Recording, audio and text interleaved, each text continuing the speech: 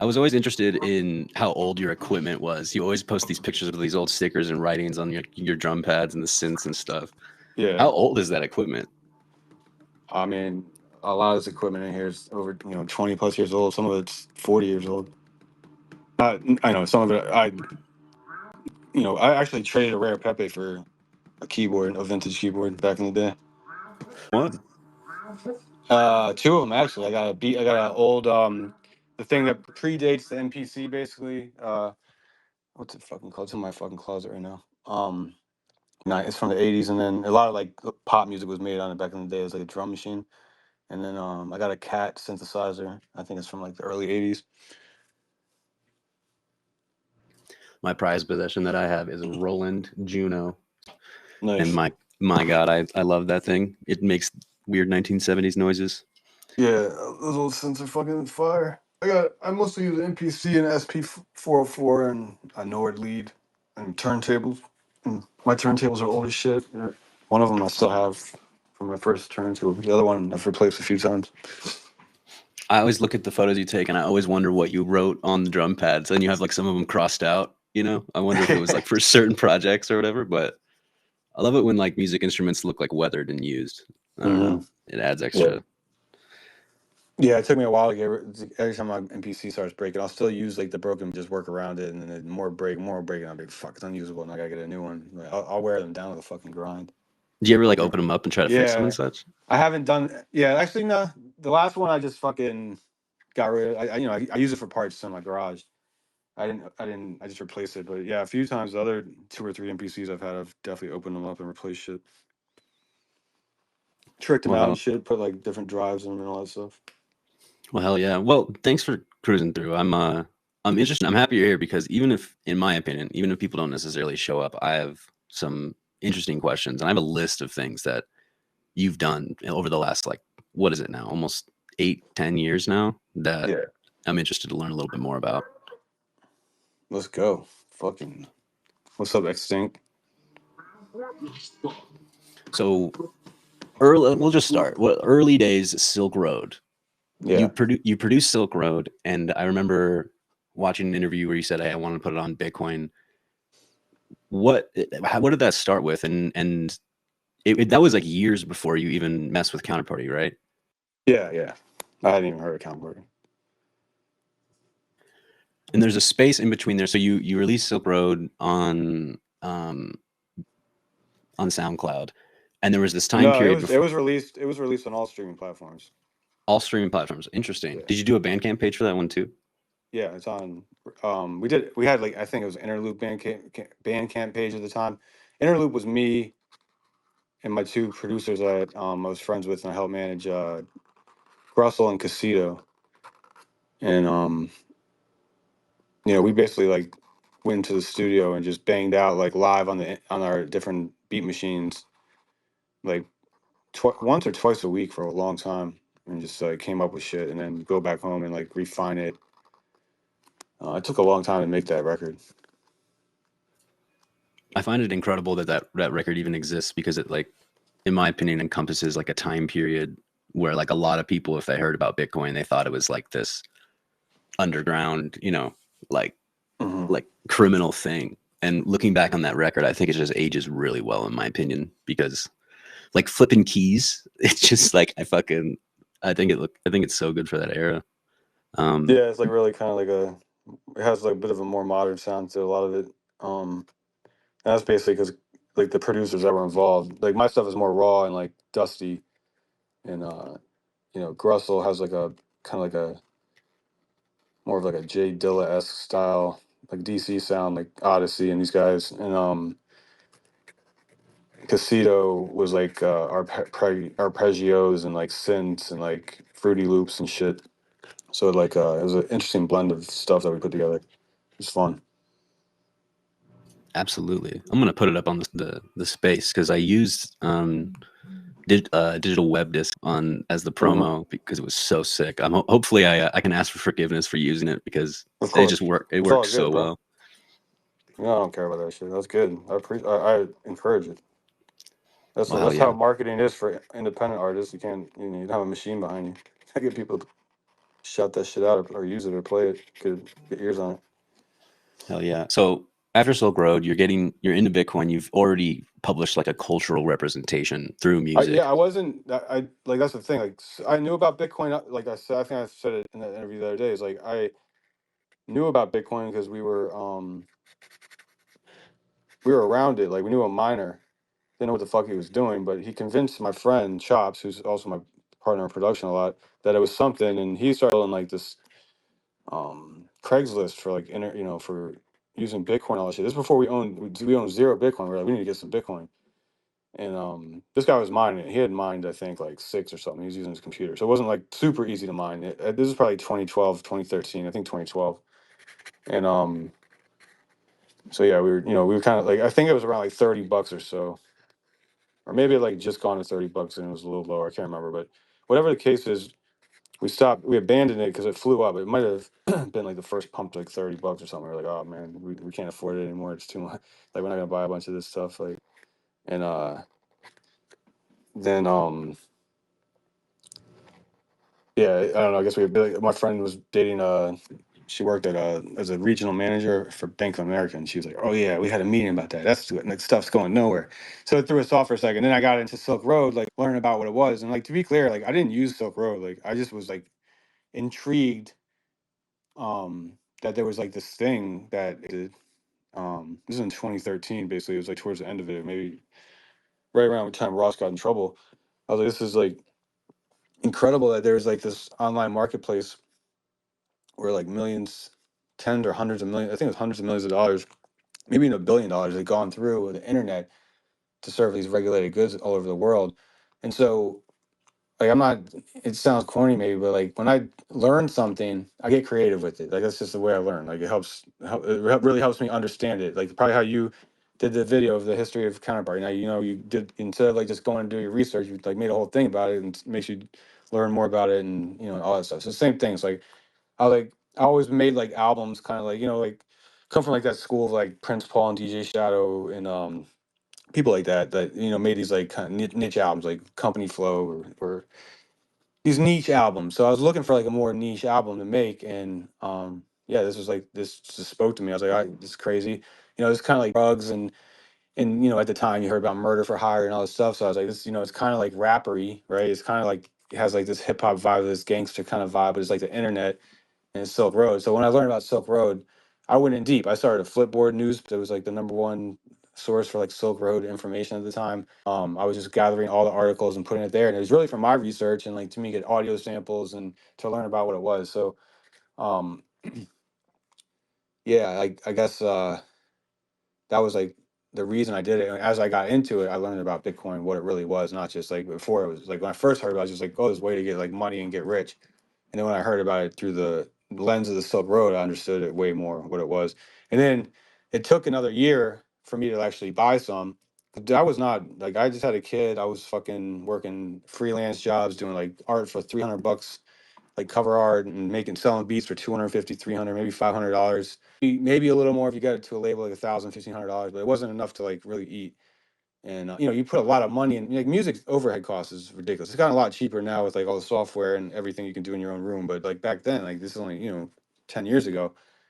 I had at the time actually I owned no when I started this I just moved out of my studio. So yeah, when I made Silk Road, I was living I just was living in my studio for 2 years. I moved out and then I used my friend's Wise studio to make this one. And like I find it interesting because I kind of went through the same thing where I heard about Bitcoin, but I didn't really understand how like trustless and decentralized it was until a little bit later. Until in my experience, it was using Counterparty and like having a wallet and sending things back and forth that I'd never actually sent a Bitcoin. Were you in those early days? Was it like where were you buying Bitcoin? And I guess the question like when did you kind of first realize like look at a block explorer and like see what was going on in the background when you were using it? I know I'm getting Yeah. like early, No, I but mean, yeah. So I did not use Bitcoin. Like when I finished the album, I was like, all right, the way I'm gonna earn Bitcoin. 'Cause I think by this time Bitcoin was like in the 2 to 500 range or so. It was like the first like pump when I released it, and it had gone way up. Um, and I was like, how am I gonna use this? how can I get it? And I was like, let's sell the record for Bitcoin. So I did research on the website. I think there's like some Reddit posts of me like asking like around back in the day. I can't remember if they're there or some other website, but yeah, I was basically trying to find like people that were selling music for Bitcoin. I found like like one or two like kind of libertarian leaning like CD country music type things. Um, I think that's when I heard of Tatiana, or shortly after I released it. Maybe I can't remember. If it was 2014 or 15. But the ones I was talking about, like, it wasn't even her. It was like something else that I heard that was out there, and they didn't look like they had any sales or anything. It was like a mom and pop page. And then my distribution company, I mentioned to them, and they're like, like, what are you talking about? And like even the rappers, like when I was telling them kind of what to rap about, like the themes of the songs, like I was like pulling teeth, like from my own end because I'm a noob at the time, and from their end because they didn't know what Bitcoin was or Silk Road even was. So trying to explain that and get them to make raps about it was pretty funny.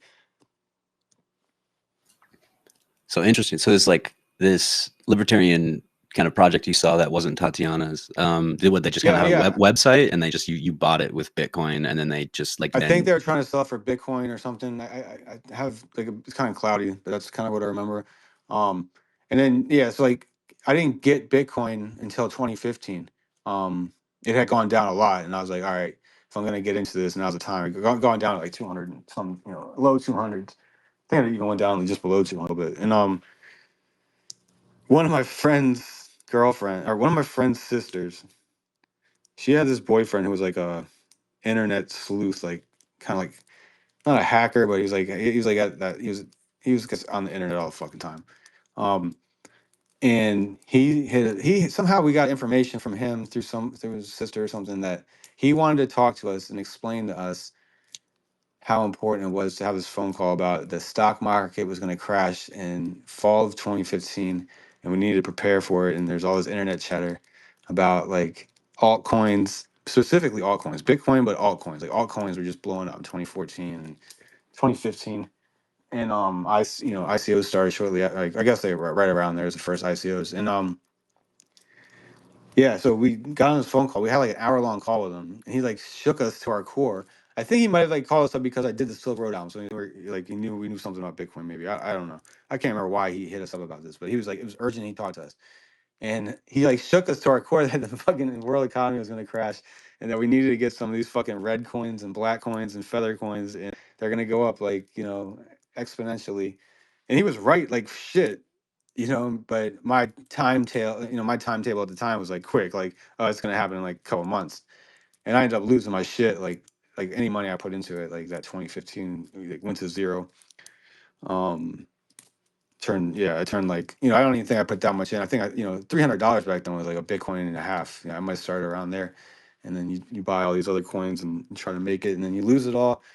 And then I started to figure it out, and then in like I started to grasp a little bit what was going on, like being around the troll boxes and like the chats. And then in early 2016, like January, Mike Hearn wrote an infamous article about how Bitcoin was going nowhere, and it was like the talk of I was already on crypto Twitter heavy by this time, using an alt account actually, and excuse me. Um, Yeah, like so he put this article out and it crashed the market. The Bitcoin like early 2016 at January had gone like $400 or so, I think. 400 some dollars, maybe even 500. I don't know. It gone up. Fuck, excuse me. And it went down when he wrote this article. It crashed the market a little bit, like not a ton, but maybe like 20% or something. And it was like I was like, I need to buy it now. It's gonna go up so much. I gotta buy it. So I took a loan against. By this time, I had gotten a job at a TV station. I was working as an audio engineer, and I had a 401k, and the 401k was ridiculous. It was government 401k, freelancer. No, no. At this place, I was an employee. Yeah, I was an employee of this job, and they paid like shit, but the 401k was crazy. So I took a loan against my 401k and just took a max loan and bought Bitcoin with it. And yeah, and I was just like heads down after that. It was nonstop. I grew an afro. I grew a fucking beard down on my fucking titties, and I was like, I didn't do music for a while. It's like I was I had like I was like a shitty company, not shitty. Like we did all right, but it was like a really small company that we were managing a couple artists. And I told her that let's just liquidate our account and put it into Bitcoin. And we did that. And I just stopped music really. And it's like, I need to I had a kid, you know what I mean? Like shit was not going great as far as like money wise. I was like, this is how I'm going to do it. Gonna fucking use Bitcoin to make more Bitcoin and get into Bitcoin. I started writing articles. I was doing anything that I could do. And I started learning about everything, using every protocol that came out. And then, yeah, I had heard in the late 2015, or the fall of 2015, Ethereum and had just hit like the marketplaces, Poloniex particularly, and Counterparty was trading like around $10-20 a coin, I think. And they were kind of like vying for like this tokenization. You started hearing about it, started hearing about Swallja Genesis. That token actually traded on Poloniex. So everybody on Poloniex knew about Swallja Genesis. And then all of a sudden you start, in 2016 going on, a year later, the troll boxes start showing like these rare Pepe cards. So the Pepe was already a big thing in crypto, but the rare Pepe cards you started seeing them on Twitter and Poloniex and like Dark Pill and Theo and Robness, who was called Ground Beef Taxi back then.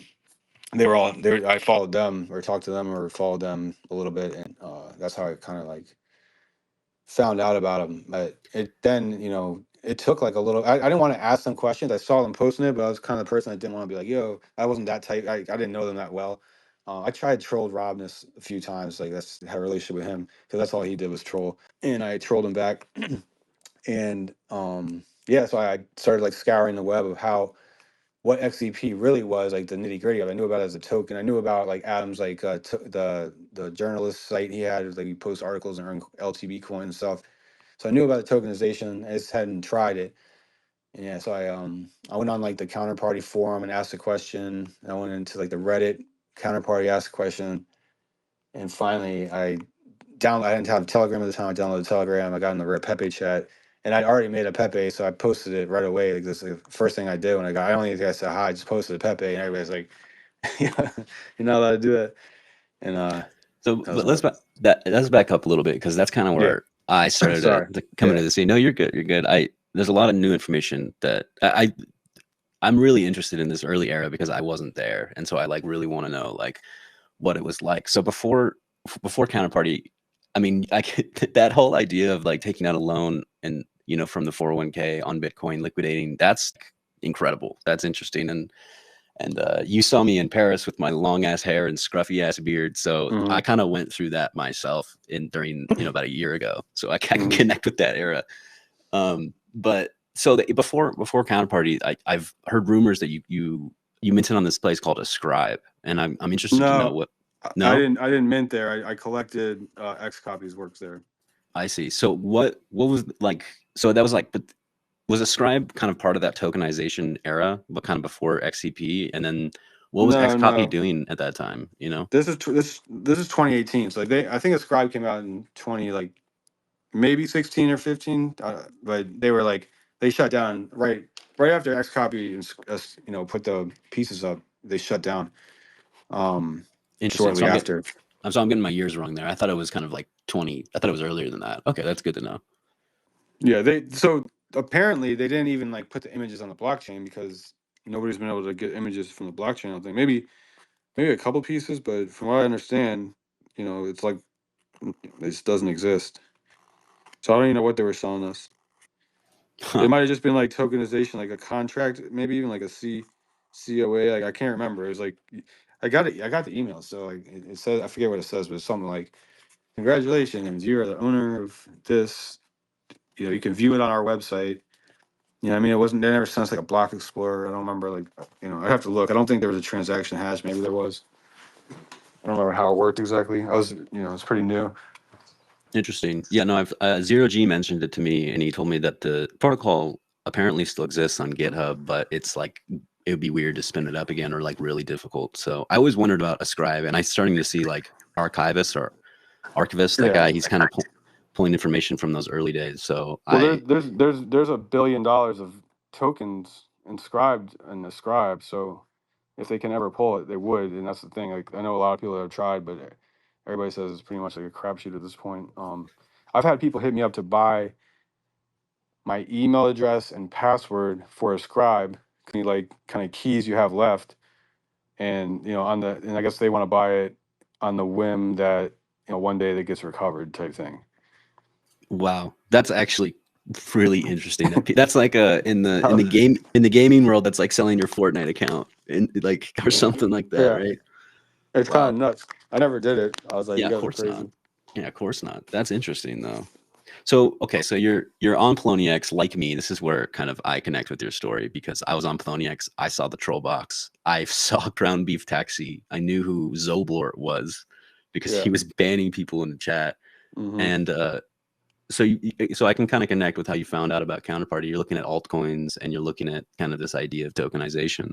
What was the Counterparty like space like that at the time? You had Rare Pepe, and I'm kind of interested in your story with Token FM. That's one of the parts that I don't have as much research on that I'm interested in.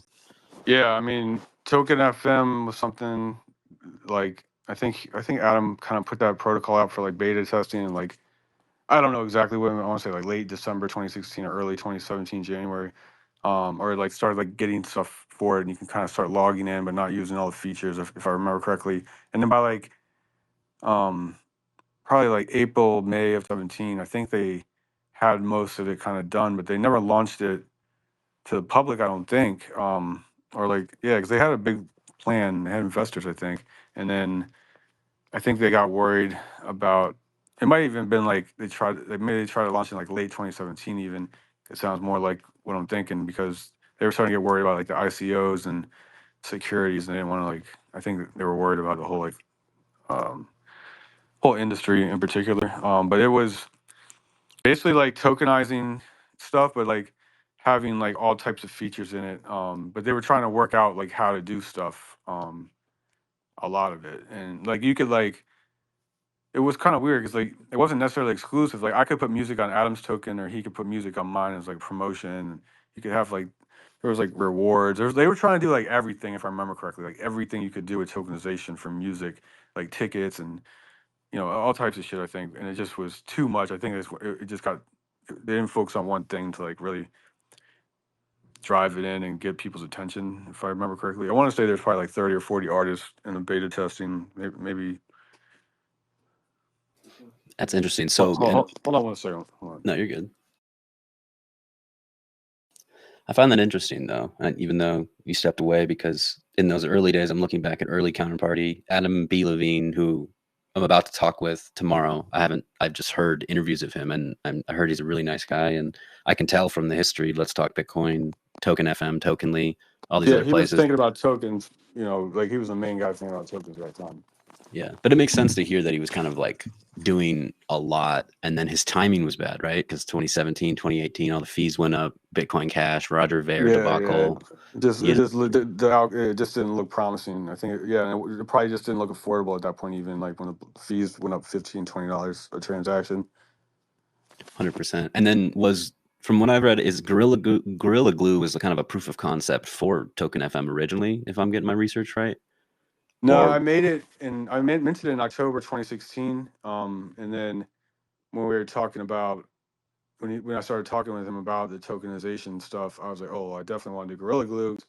A private playlist in Rare Pepe wallet, because it wasn't in Rare Pepe wallet, so there was no way to like put a private playlist. As before all that, we didn't have like, using Imgur and shit like that to upload. Now, even at that time, to get like an image with something, it was only 48 by 48 PNG. You could kind of inscribe into the DAD. I think that's where the PNG goes, right into the UTXO set. So,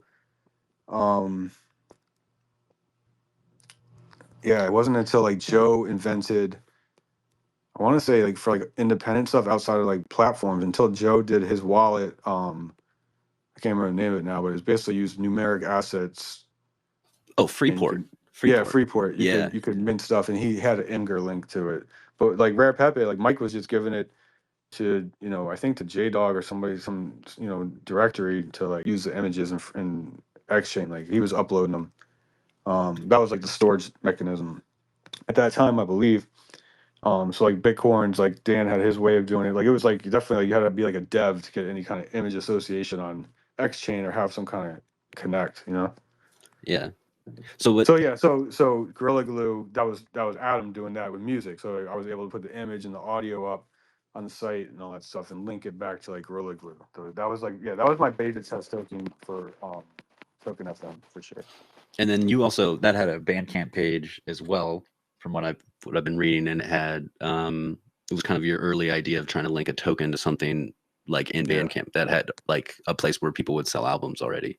Yeah, it was like a proof of concept. You bought the album, you get a token. We were trying a lot of that stuff back then. Like this is like early Rare Pepe days. Like these ideas were all floating around crazy at that point because, you know, again, like Adam and a lot of the XCP crew, Spells of Genesis, and you know, Folding Coin people, and you know, these people had like started talking about this stuff for years. Like Olga and you know, all you know, JP and all them. I wasn't aware of any of those people at the time, but like because we were just in the Rare Pepe community, and some of the people in XCP just did not like Pepe or Rare Pepe, so they were not around at all, you know. And yeah, so I forget where I was going with that, but yeah, there was no way to do images basically unless through CoinDaddy, which was like the PNG file. And that's where you get a PNG file on. So like Gorilla Glue always had an image, a PNG file, 48 by 48. I used CoinDaddy to use that service, and then I re-uploaded the image in 2021 when I put it in Fake Rare. And I didn't even put it in Fake Rare. Somebody put it in Fake Rare. I think it was like Carson or somebody like that who had the token. They Well, I didn't even know somebody else put it in Fake Rare. I know that's jumping ahead in the history, but yeah. That's interesting that someone, and it wasn't That's even a fake. It's a Fake Rare, and that's when I burnt it down from 10,000 to like I think 100. I think I did do 150, because that's how many mixtapes I had. It's like that's what I was trying to remember the other day when I was talking to Tor. Is like I can't remember if you got the token if you bought the MP3 or WAV files, like when you can, you know, you can buy the album on Bandcamp, or if you bought the cassette, you got the token. I can't remember which is which, because I was also selling a skateboard, a Gorilla Glue skateboard on the Wait, site. really? I don't know. I Yeah. didn't know that. Yeah, Like, there's 50 skateboards out there in the world. I did a collaboration with Metro Tech Skate Decks and made a Gorilla Glue skateboard. I got one somewhere. well, goddamn, I didn't even know. That's sick because other artists later, I think X Copy and maybe a couple other people would get into. I love skateboard art. I just come from a background of skateboarding, so having a board up on the wall is, to me, is similar to just having a frame. You know. Damn, I didn't know that. What the hell? That's sick. Well, So you gotta remember too, like I made Gorilla Glue. I made the first half of the mixtape in 2015, and then in 2016 I made the second half. I finished it that summer, and then I started doing promotion for it and, you know, selling it, distributing it, getting it out there. Because Gorilla Glue was one of my favorite projects I've ever done. It's real kind of different mixtape. It's all, if you know, people listen, it's 33 RPM records. Oh, no, I'm sorry, 45 RPM records, played at 33 speed, and I kind of made basically like a kind of a smoked out like album, kind of like chopped and screwed a little bit with like soul and, you know, rock and pop and hip hop and like rare grooves and shit like that. So that all came out. I got this. I did a skateboard collaboration. Like I made the mixtapes, had them, and then maybe a month later, maybe 2 months. Can't remember if it was August, September. Like I put that out. The you know, 'cause I had this. The shit was on all the blogs, like Two Dope Boys and all the stuff that was going on around that time. And then I got into Rare Pepe's, and I was like, the first thing I thought of when I could, you know, my first tokenization was, I don't know, it was right around the end of September. So like, I think I did the Gorilla Glue, like I want to say October 1st. So it was like quickly, like I thought, like let me fucking mint this shit, because I was like on the top of my mind, like promoting Gorilla Glue at the time, and that it was that quick that we, you know, that we must have talked about music or something, like not just like memes, like, you know, in the chat.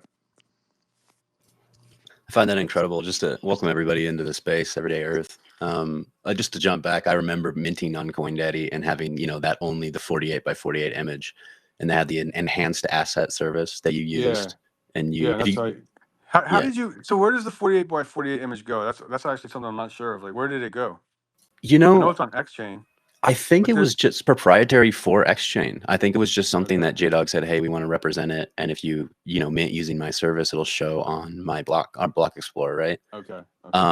But So it's kind of like we're putting it into like the layer 1.5 type thing, like yes, XCP, like the yes, data. Because the way I look at XCP is like a lens that reads Bitcoin and holds more data on top of it. It's like that's what it is, right? yeah. From my research, the early days of Counterparty, they were using the OP return function. I personally don't know what the origin for that function is, but you only had 40 bytes at beginning days, and that included all of your Counterparty JavaScript data. And so there wasn't much space left, and there was like a war. Like people don't, with the devs, this is kind of like behind the scenes, but there was a war going on, and people were calling Counterparty in that era like spamming the chain in the same way. Greg Maxwell and them hated it. Yeah, and like Luke Jr., right? So like when Taproot came out recently, Luke Jr. did the same thing. He was like, dude, this is spamming the chain, right? Because they up it to 80 megabytes or 80 kilobytes? 80 bytes. And we wanted it. Like Counterparty has been trying to fight for it to be like 256, like even more. Like to this day, it's still an open topic. And it's kind of strange though that Taproot kind of comes out and then, is like way more quote unquote spamming the chain, in the lens of if you've lived through that earlier time in that earlier kind of debate. So yeah, and welcome EverydayEarth. He also did talking about the 48 by 48 art. He did the art for Tatiana Coin. And so oh shit, I didn't even know that. What? Yeah, he did. Yeah. I learned that recently. And yeah, that's fucking hilarious. I bought a he's a knife. He was anyway at one point. He delved into making knives, and I bought a knife off in the day, and I always keep it in my studio. It's fucking beautiful, like knife.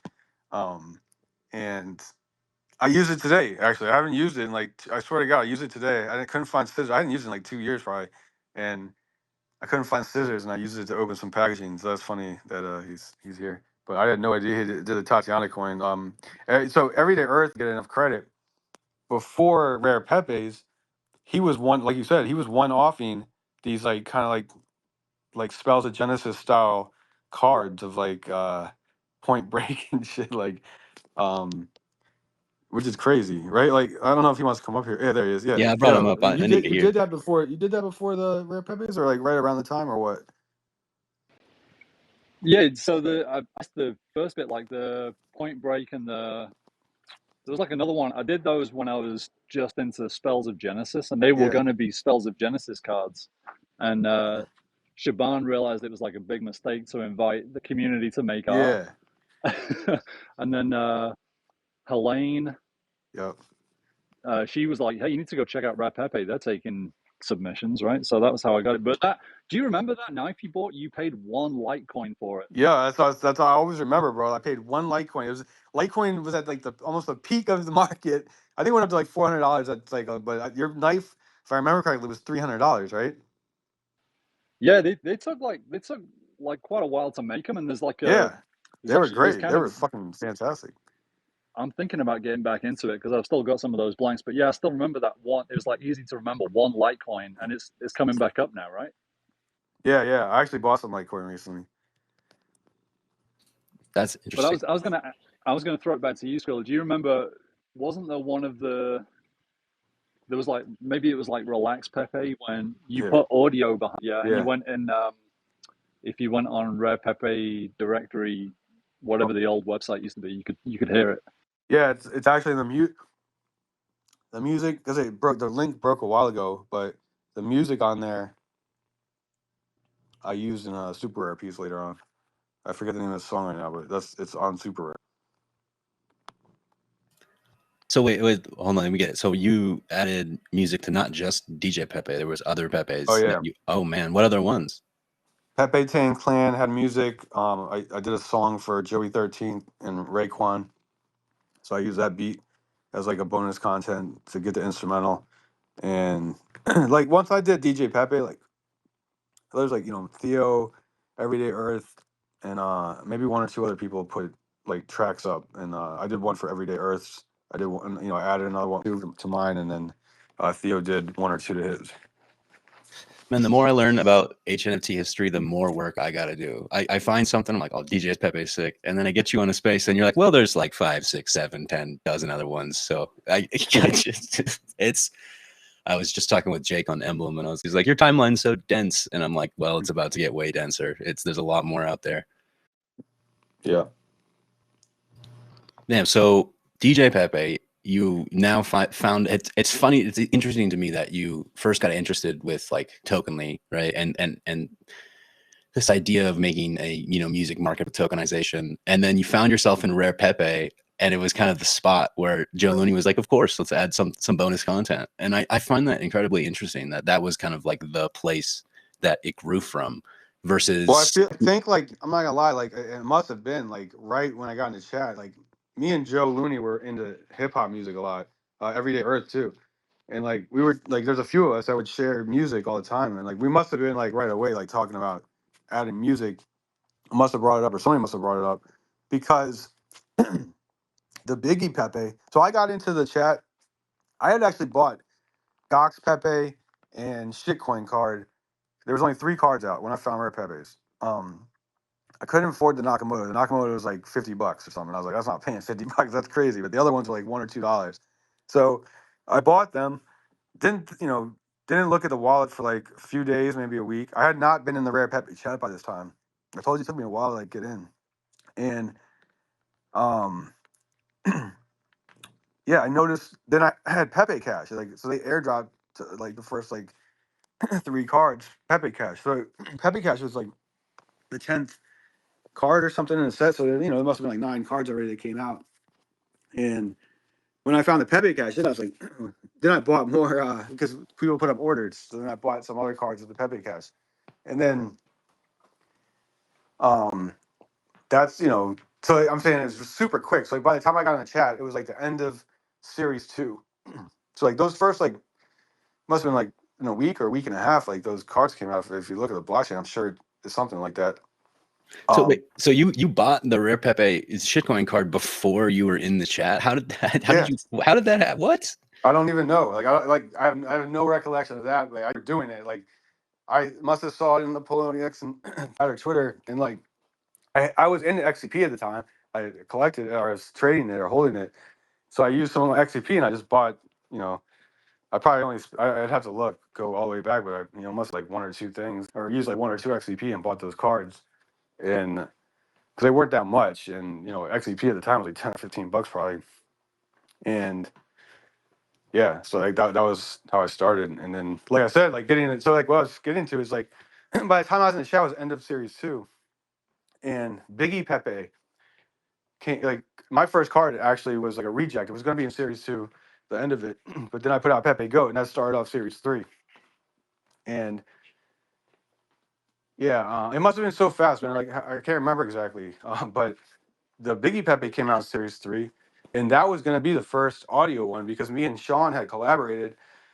he made Biggie Pepe. He hit me up. He's like, let's put music on it. So obviously we've been talking about music a lot, and that's another person. Sean was into hip hop, and I made a Biggie like 5-minute like mega mix of like remixing his vocals and different instrumentals, and we attached it as a QR code, submitted it, and it got rejected because you weren't allowed to put QR codes on. So like the idea was that we were going to make a music card, and the QR code would take you to the music on SoundCloud, and that got rejected. So then me and Joe just like put our heads together, like how can we really make this in the right way and not break any rules? And he's like, man, I'll put a bonus content button on the back of this card.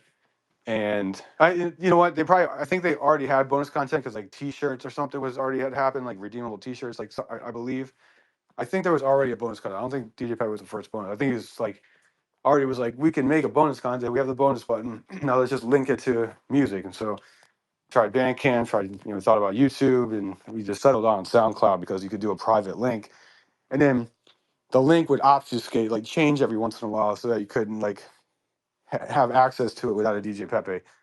That was kind of the idea. Wait, interesting. So okay, damn, there is so much bonus content that I have yet to dive into really deeply. So the link changed from Sound. Was that something you could do with SoundCloud? You can kind of just go in and redo that's it, something like. No, that's some Joe Looney shit. I don't know what he did. Like, I guess some dev work in terms of like the link. Yeah, I guess he changed the.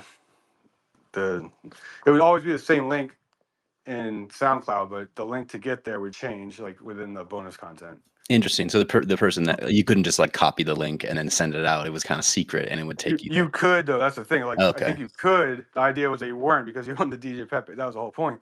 But like, yeah, it's like you could send it out, and then that link wouldn't work. Like, however, I can't remember how long he obfuscated for. Like it was 15 minutes a day or what it was, but it changed.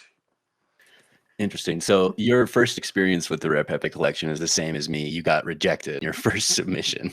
Yeah, 2 last Pepe. Yeah. Wow. Yeah. I mean, not only was it, I mean, there's so many reasons to reject it. It was divisible, number one. I think it was the wrong size by a little bit. And, Corey, Mike, too much ass cheek on it. So it's kind of like too porno for Rare Pepe. Not too porno for fake rare, though. Oh my God. It's a fake rare. Yeah. And there's that, and I know we're jumping ahead a little bit, but fake rare, I just think is an incredible collection because it brings in that, era of like there was, okay, well, let's get into that. So we're in the Rare Pepe chat, and if EverydayEarth, and this, but other people might not know, it was banned. You would get banned for putting anything non-fake rare, or non-rare. Anyway, they'd call it a fake rare. You had like Silk Road Pepe. There was a couple other ones that they had memes they would make, beware of fake Theos, beware of fake rares. And it was like really, I mean, people would ban you for a lot. I mean, like, or they would ban a lot of people for a very little amount of referencing something that wasn't a Rare Pepe, and that lasted for years. That was from the beginning. The reason the Rare Pepe directory started was because Mike had made the Nakamoto, and then he made a Gox Pepe. Then Django made a Gox Pepe like 11 hours later and put it on the blockchain, and they were trying to I guess it was like vying for position of who was going to be the Rare Pepe directory. Maybe I wasn't around for this part, but I was kind of understand it. It's documented on Bitcoin Talk. Like there was kind of like this whole like little like mini kind of like, I don't want to say beef or war, but like kind of like this vying for what it was going to be. So Mike made the Rare Pepe directory. He made things fake and rare, and that's literally how it started. Off of fake rares were around from the very beginning, basically. And that Gox Pepe was a fake rare now. Interesting. In the fake rare series 0, I'd have to. Yeah. Oh shit. I believe it is. And there's more fake rares from that time. I remember, I think I asked you, that was about a year ago or something like that. You mentioned that there was this secret chat within the Rare Pepe people that were actually interested in the fake rares, because at the time, if a fake rare entered the chat, it was seen as like, someone tried to scam or like, make bucks off somebody or whatever. And like you said, $50 for a Rare Pepe was like, what? That's too much money. Why would you ever invest $50 into a token? And card 4 is Carpella's Pepe, 650 issuance. I love that one's. I don't know why did that get rejected. Do you know? Because it was the one that was trying to vie for the other. When I'm saying it was made. I'm pretty sure it was made. Let me look at it. I think it was made 11 hours after Mike's. Oh, so they were trying to. So Mike Yeah, early he's on. In fact on the link on the. All right, he's got a link to the Bitcoin Talk. So, yeah, September 13th, 2016, he made Carpella's Pepe, which is at the same time as all the Rare Pepes were getting made, just a few hours later. So even from the early days, Mike had kind of this like, okay, this isn't allowed, this is allowed, and we're gonna make some sort of standardized way to go about it. And yeah, I always it's crazy. Like it's September 13th, there's an announcement in Bitcoin Talk, the truly first Rare Pepes on the Bitcoin blockchain announcement by Billy Bob 2014, who must be Mike. He's got a name, Rare Pepe 300, starting price 1.5 XTP for 150 and 2 XTP for the next 147. The 3 are held for giveaways. Shitcoin card 3,000, 0.06 XTP each. Gox Pepe 0.3 XCP each. So this must have been where I got it from as well. Like when I told you I got it early, there's links and I'm about to post. I'm gonna post that up on the top because I've never seen this before. This is why people are saying, "What is this shit?" Something just clicked in my head while I was reading this. I'm having a stroke. It sounds stupid, but there are stupid people that might actually go somewhere. Started the new epic of shitcoins. Get in now on the decks. Any bounty? And like Flynn on this one. This is fucking great. Can I get a Harambe Pepe? Rare as fuck. Of course, they made one shortly after, so maybe based off that. The future has finally arrived. The killer app. These cards made with paint. Holy cow! 1 Rare Pepe equals 2 XE question mark. Like, oh my god! Even John Villar's in there. John Villar, a new certified rare love Pepe tattoo, 100 issued. Be so look, part of the future. The Django came out with his at 9:02 a.m. and Mike did his at 1:24 a.m. So 8 hours later, the Django was trying. Yeah, it's crazy. I think it was Django. It says the username is Dago, but I believe it was Django, and that was probably his screen name. Yeah, go ahead, EverydayEarth. Yeah, what you got more history from that era? Yeah, I was gonna say because there was a weird thing as well where there was a delay, right? So you would submit your card to the scientist, and then you had to just sit back and wait. Yeah. And something like if you're into the history that's probably never been touched before, I actually registered because there was it was like an arms race. You were trying to get like the memes out as fast as you could because you knew somebody else would probably get the same meme before you if it was like an obvious one. And I actually registered. It was Homer. I was going to do Homer Pepe, but I misspelled it. I did it like deliberately. I did it Rare Pepe, and I was going to do Homer. And I did it. That was like 7 years ago. It was like a 2017 registry, but then I realized they like published Homer Pepe, right? The one of one. So I've still got that set, but I was like, oh shit, like but do you remember Scrilla? It was like a crazy. It was like all day, every day. You'd be thinking of Different what Pepe could, names. yeah. What could you register? Because it was, and you'd like register, like spam a bunch of them, Yeah. and then try to come up with artwork as quick as you could. It was really fun. I probably have like 100 just token names at least in like each account. Yeah, like grab names, unreleased. land grabs. Yeah. And that lasted until I got in like series, or I was aware of it, series 29. So I remember being in the Rare Pepe chat and someone would just be like, oh, has anyone made a Rambo Pepe yet? 5 to 10 minutes later, Rambo Pepe is minted on XCP and someone is making one and you shouldn't have mentioned it in the chat, you dumbo. Like that's what the vibe was. I remember that right when I got there. Yeah, you never mentioned your card name until you minted it. Or like any kind of like, you don't want to give any hints if you had a good idea. Because like people would steal that shit. And that's crazy. That reminds me of what you see on pump.fun now. You know, somebody makes something and now there's 10 other copy pump.fun coins trying to like ride the coattails of something somebody made. There's like an early, and that was the only place, like pump.fun didn't exist. So like XCP was the only place you could mint your own token. And that was the only place. Yeah. And like at that time, people, well, you could do bit shares. You could do bit shares, but that shit didn't work. So what was bit you know shares? what was crazy is we were so early that the term NFT didn't exist. We only knew them as rare P's or fake rares. Like we didn't know what they. Nobody called them NFTs. Yeah, if you, I learned being the historian that if you tell any of these early counterparty guys, if you say mint, they're like, that's not what we did. We issued tokens. All right, get it right. Like because you know, 1 out of 1 you'd seen. Well, like Pepinopolis and only one Pepe, right? Because that was a big deal in the early rules of Rare Pepe, is that it was kind of like the rule that it needed to be non-divisible and under 100 issuance only came about like series 3 and 4. So it was kind of like this idea of what issuance or whether it should be fungible or not was a new thing. It was the kind of like free for all in those first 3 series. Yeah, I think it was series 4 where they implemented that rule. Maybe it's series 3. Yeah, I remember like when they implemented it, a couple got through, like Lean Pepe. So I think that was series 3. So they must have implemented in series 3 because series 2 got stupid. It got like a bunch of like series 2 was a ton of low editions, and people were complaining like, "Damn it, I can't collect. I'm trying to collect them all, and you guys are making these fucking 3 issuance ones, 10 issuance, 20 issuance." And that's when they made the 100, and then they made that rule and. Unlucky Pepe might have been one that got through, and then I remember Lean Pepe definitely. By the time they ruled, Lean Pepe got through, and it was a 3 issuance. So you can kind of look and see what order they go in, but it was around then that they made the rule. Yeah, and EverydayEarth, feel free to speak whenever. You can talk over us. I don't know if the hand is up from previous stuff or. Oh no, I don't know how to take it down. No, it's so, all good. Like speaking about the low issuance stuff, like that I think it was seen as kind of a dick move because we weren't really selling them to each other. We were just kind of trading, right? Because there were only like, I don't know, were there even 69 artists? I mean, it was like you would issue a token and then you'd be like, hey, I don't have yours. Do you want to swap? And Pepe Cash was in there really for the fee. Was it a fee that you paid to get it in the directory? Yeah, I can't even remember now. Yeah, you had to burn Pepe Cash. You had to destroy. You had to burn it because you couldn't destroy them. You had to burn it, and they did the auctions in Pepe Cash. So they're like kind of making this like utility for Pepe Cash. And then when they made the fucking some Rare Pepe holders, big whales, they made the Canadian exchange.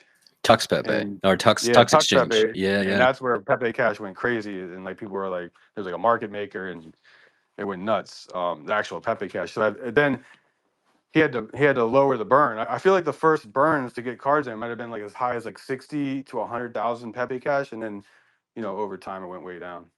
I They had wanted to make it like $20, kind of like there was kind of like an anti-spam fee to get it in, basically. Like you had to like pay a little bit in, so you couldn't just put everything you made in. You had to like think about it. Like you yeah. really want to pay $20 to get this in. Yeah, and that was a big deal because you investing $20 on cards that only sold for 50 cents or a dollar, you had to think. That's why I think higher issuance was kind of more of a big deal, because you're looking at that going, well, I got to make my $20 back first. And Well, you knew, this is the thing. Like I knew. So when I made the Ric Flair Pepe 3 edition, I so now I'm thinking about it. It must have been, that was in Series 3, so it must have been Series 4 that happened, that the 100 issuance. So when I made Ric Flair Pepe, I remember thinking, okay, yeah, I put 2 of the 3 on auction, no reserve auction, into the Telegram auction that week.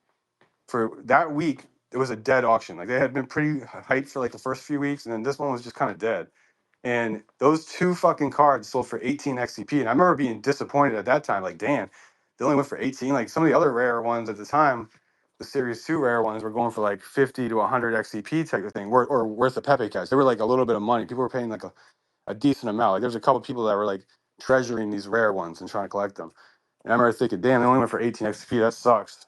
So there was like, I guess what I'm trying to say is like, you definitely like, making money at that point was like, I'm trying to make $150 off this card type shit, or I'm trying to like trade a bunch of cards. Like me and Everyday Earth, we did a lot of trades with other artists to get cards. But at the same time, you wanted to sell some to the people that were just like feverish for Rare Pepes, and like make a little bit of money and make it worth like, I don't know, it's like a little secondary income of like $150, $200 type thing. yeah, I remember I went through that even in later series. So that like whole ethos kept going in later series. And just to kind of give like a developer side of things, it seemed the point of Mike and Joe Looney was to say, hey, this is like the first decentralized exchange where you don't have to ask permission from anybody, because it lives on top of Bitcoin to trade. And at that time, there was no dispensers. You couldn't go straight from BTC. So there was a lot of hoops you had to jump through to go Poloniex, buy some XDP, go to Tux Exchange, buy some Pepe Cash, get it into your wallet. And then like now you can exchange freely. And Pepe Cash, like people, I don't know what you guys understand. And I do that. Pepe Cash was like the only avenue to like basically sell it. I remember the time where people weren't even selling it for XCP. It was just for Pepe Cash, and XCP was like, oh, you could arbitrage, like you could check the prices and see if you could make a deal or something like that. And at the time, again, in this early days, it was like, for what? Oh, I can make $20. I'm gonna spend 2 hours getting this all situated to make $20. Yeah, I mean, I think like, as the series got into like series 6, 7, 8, 9, 10, like I think we started figuring out like we knew we were onto something like at some point early on, but it was when like the cards started changing the vibe a little bit, and like more artists were coming in, and the card like it was kind of like became like a bit competitive, right? Everyday Earth, like within yourself, you want to make like the best Pepe. Like basically, when you made a Pepe, Mike was gonna put it into the chat, and you wanted everybody to be like, yeah, that's fucking great. But like some of them were like not like that. Like there'd be Pepes that could come out, and there wouldn't be like a big hoorah about it, and like that feels bad, man, type thing. So like you were trying to like outdo like those Pepes that were coming out each time. So it got more kind of competitive with friendly competitive, and some not friendly competitive. For being honest, like there was like there's all types of people in the Pepe chat. There was mean people, there's nice people, there's people that were just whatever. So, there was people getting made fun of, like, sometimes, like, I mean, shit, you had some trolls that were making fun and making terrible cards of some of the community members and then putting them in there and getting banned and all types of shit. So, I mean, there was definitely, like, major trolling going on. It was like the school playground. It felt like being a teenager again. Like you had to have your chat game had to be pretty strong to Yeah, survive. And I don't know how Glenn. You remember Glenn Lopez? I don't know yeah, how of he course. survived. Like people would troll him all the time. Then he came out with Lord Glenn, Yeah. and he kind of graduated, right? But yeah, I remember when the first gifts came out, there were cards that had like animation in them, and you had to squeeze it in under the file size. I think And it was was one this like megabyte. It might have been like as much as 3 megabytes at some point, but it was yeah. it was 1 megabyte at first, and then went up a little bit. Yeah, and you had the three frame GIF from Theo, right? The fucking, He was a 3-frame gifting. So here you go, bit of alpha. The website that I still use today is easygif something. I don't know, but like it's completely free and it's probably scraped all my information, right? But I did all my compression on EasyGIF, Yeah, I've used Easy GIF plenty of times. I made one GIF way later in Fake Commons, and I did not realize. I tried to do it through Photoshop and like get all the parameters right, and that is so difficult. I was lucky that Commons accepted, I think, 10 megabytes because I didn't even know how to. GIFs are difficult. They're basically little videos, so it's like difficult to kind of, you know, export them with any sort of quality. Yeah. So anyway, so we're in Rare Pepe, and you start making the hip hop series set. You minted what, like, or I guess issued, right? 25 different Rare Pepes, I'm pretty sure, maybe more. I did I think 27 on my, or 26 on my account, and I did like 4 commissions. Oh yeah, because and I remember you did one for Buddha at the time as well. Yeah. Yeah. Yeah. Banker, I'm pretty sure, or was it the no, it was the Clockwork Orange. That's right. I used to trade with Buddha those 2 cards in particular, and like I don't know, I connect with you guys so much because I remember it felt like this, like it felt like trading Pokemon again in elementary school. Like, oh, I'm not going to give you my Charizard unless you give me 3 Pikachus or whatever, Yeah. So, but you went on to make Vice Pepe, which I find interesting as well. That's on the historical timeline, and you started to experiment not just with like linking music, but trying to do a little bit more with just Rare Pepe assets. Other people were doing more, right? You had Pepe Balt by John Villar, R.I.P. With a like first game and a token, and people started kind of going really way past just an image or a GIF. Yeah, we're definitely by that time calling the token is the art.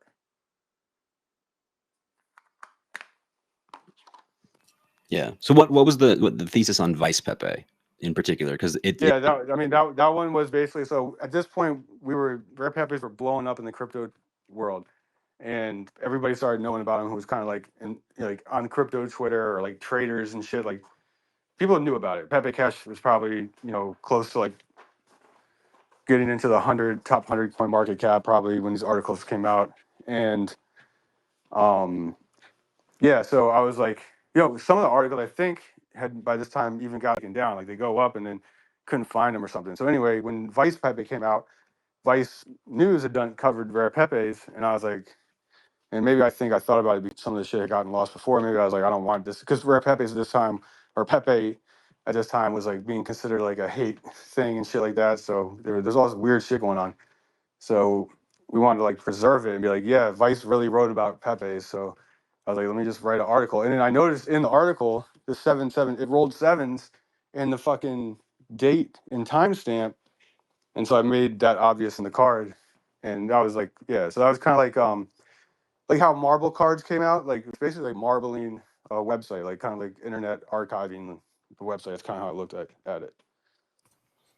I find that incredibly interesting, and it's the numerology in Pepe was like a big deal at that time. Yeah, because you had a choice of like a couple numbers to choose from. So you had any number over 100 you could choose.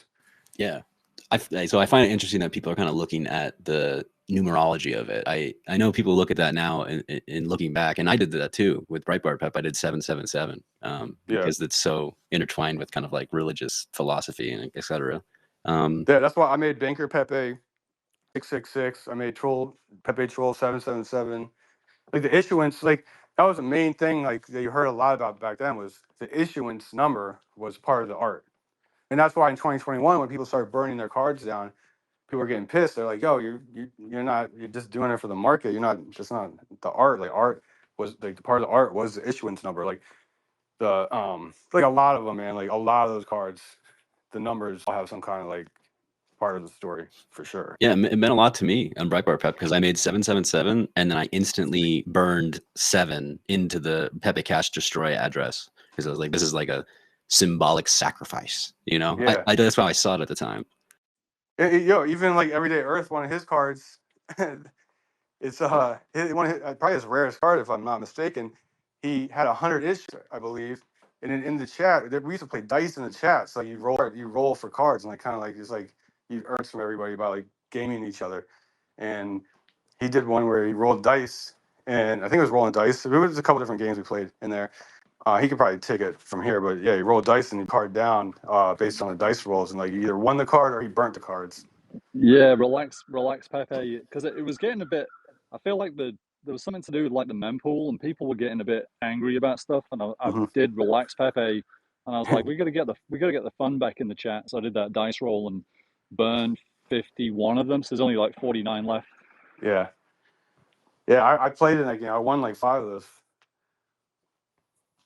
I find that so interesting. This seems so similar as like a mirror in history to like a pump.fun token going up, going down, and then the pump.fun, like Twitter page will be like, we're burning 60% of the supply. Like that started in a way there, right? Like, I mean, that was just always part of, that's always been part of like kind of like coin culture. Yeah, but I mean, I don't know, but people getting mad about it. Some people, like, I think even later, like China Pepe, they burn stuff down or I don't know, and it seemed to be for the money, and some of them were successful at that, just all of the hate and all that. And then Robness with This Is Fine Pepe, he did that, and this is way later, 2021. He did the it was like this frog website, the Dutch auction. Yeah, the Dutch auction kind of ETH drop or whatever. So anybody who didn't buy the rest of his supply would get burned. And in that circumstance, it got sold out. That's how I did my Pepe troll. I did it through one of those, through Pepe WCF. And so like here's the cards. Whatever doesn't get sold, it's gonna get burnt. I've done that before. So I do get it. Like at some level, you just want to like let the card fucking escape. Get out of here. Like I still probably have like 6,000 shroom Pepes and like 50,000 make Trump or make rare and shit. Like, so like I get it. Like you want to get them out. Like, but there's also like ones that are just like they just destroy them and put them up. Like the one dude who made the Entacoin bot, he made the Pepe project on ETH too. He was like a dev in the space, and he made a bunch of cards. And he got like frustrated or something. He just burned them all down to like 1 or 3, like the god, like those kind of like Egyptian Pepes. And everybody got pissed at him. I think he like got kicked or left the chat after that. Like this was like in 2018. And people were fucking furious. Like, you can't burn it down to 1 card. You can't burn it down to 3. That's against the rules. Like that was like the first instance I remember of like somebody really people getting pissed off that was happening, or like that was like the first instance of it really happening. Like people weren't breaking those rules until the series is almost over.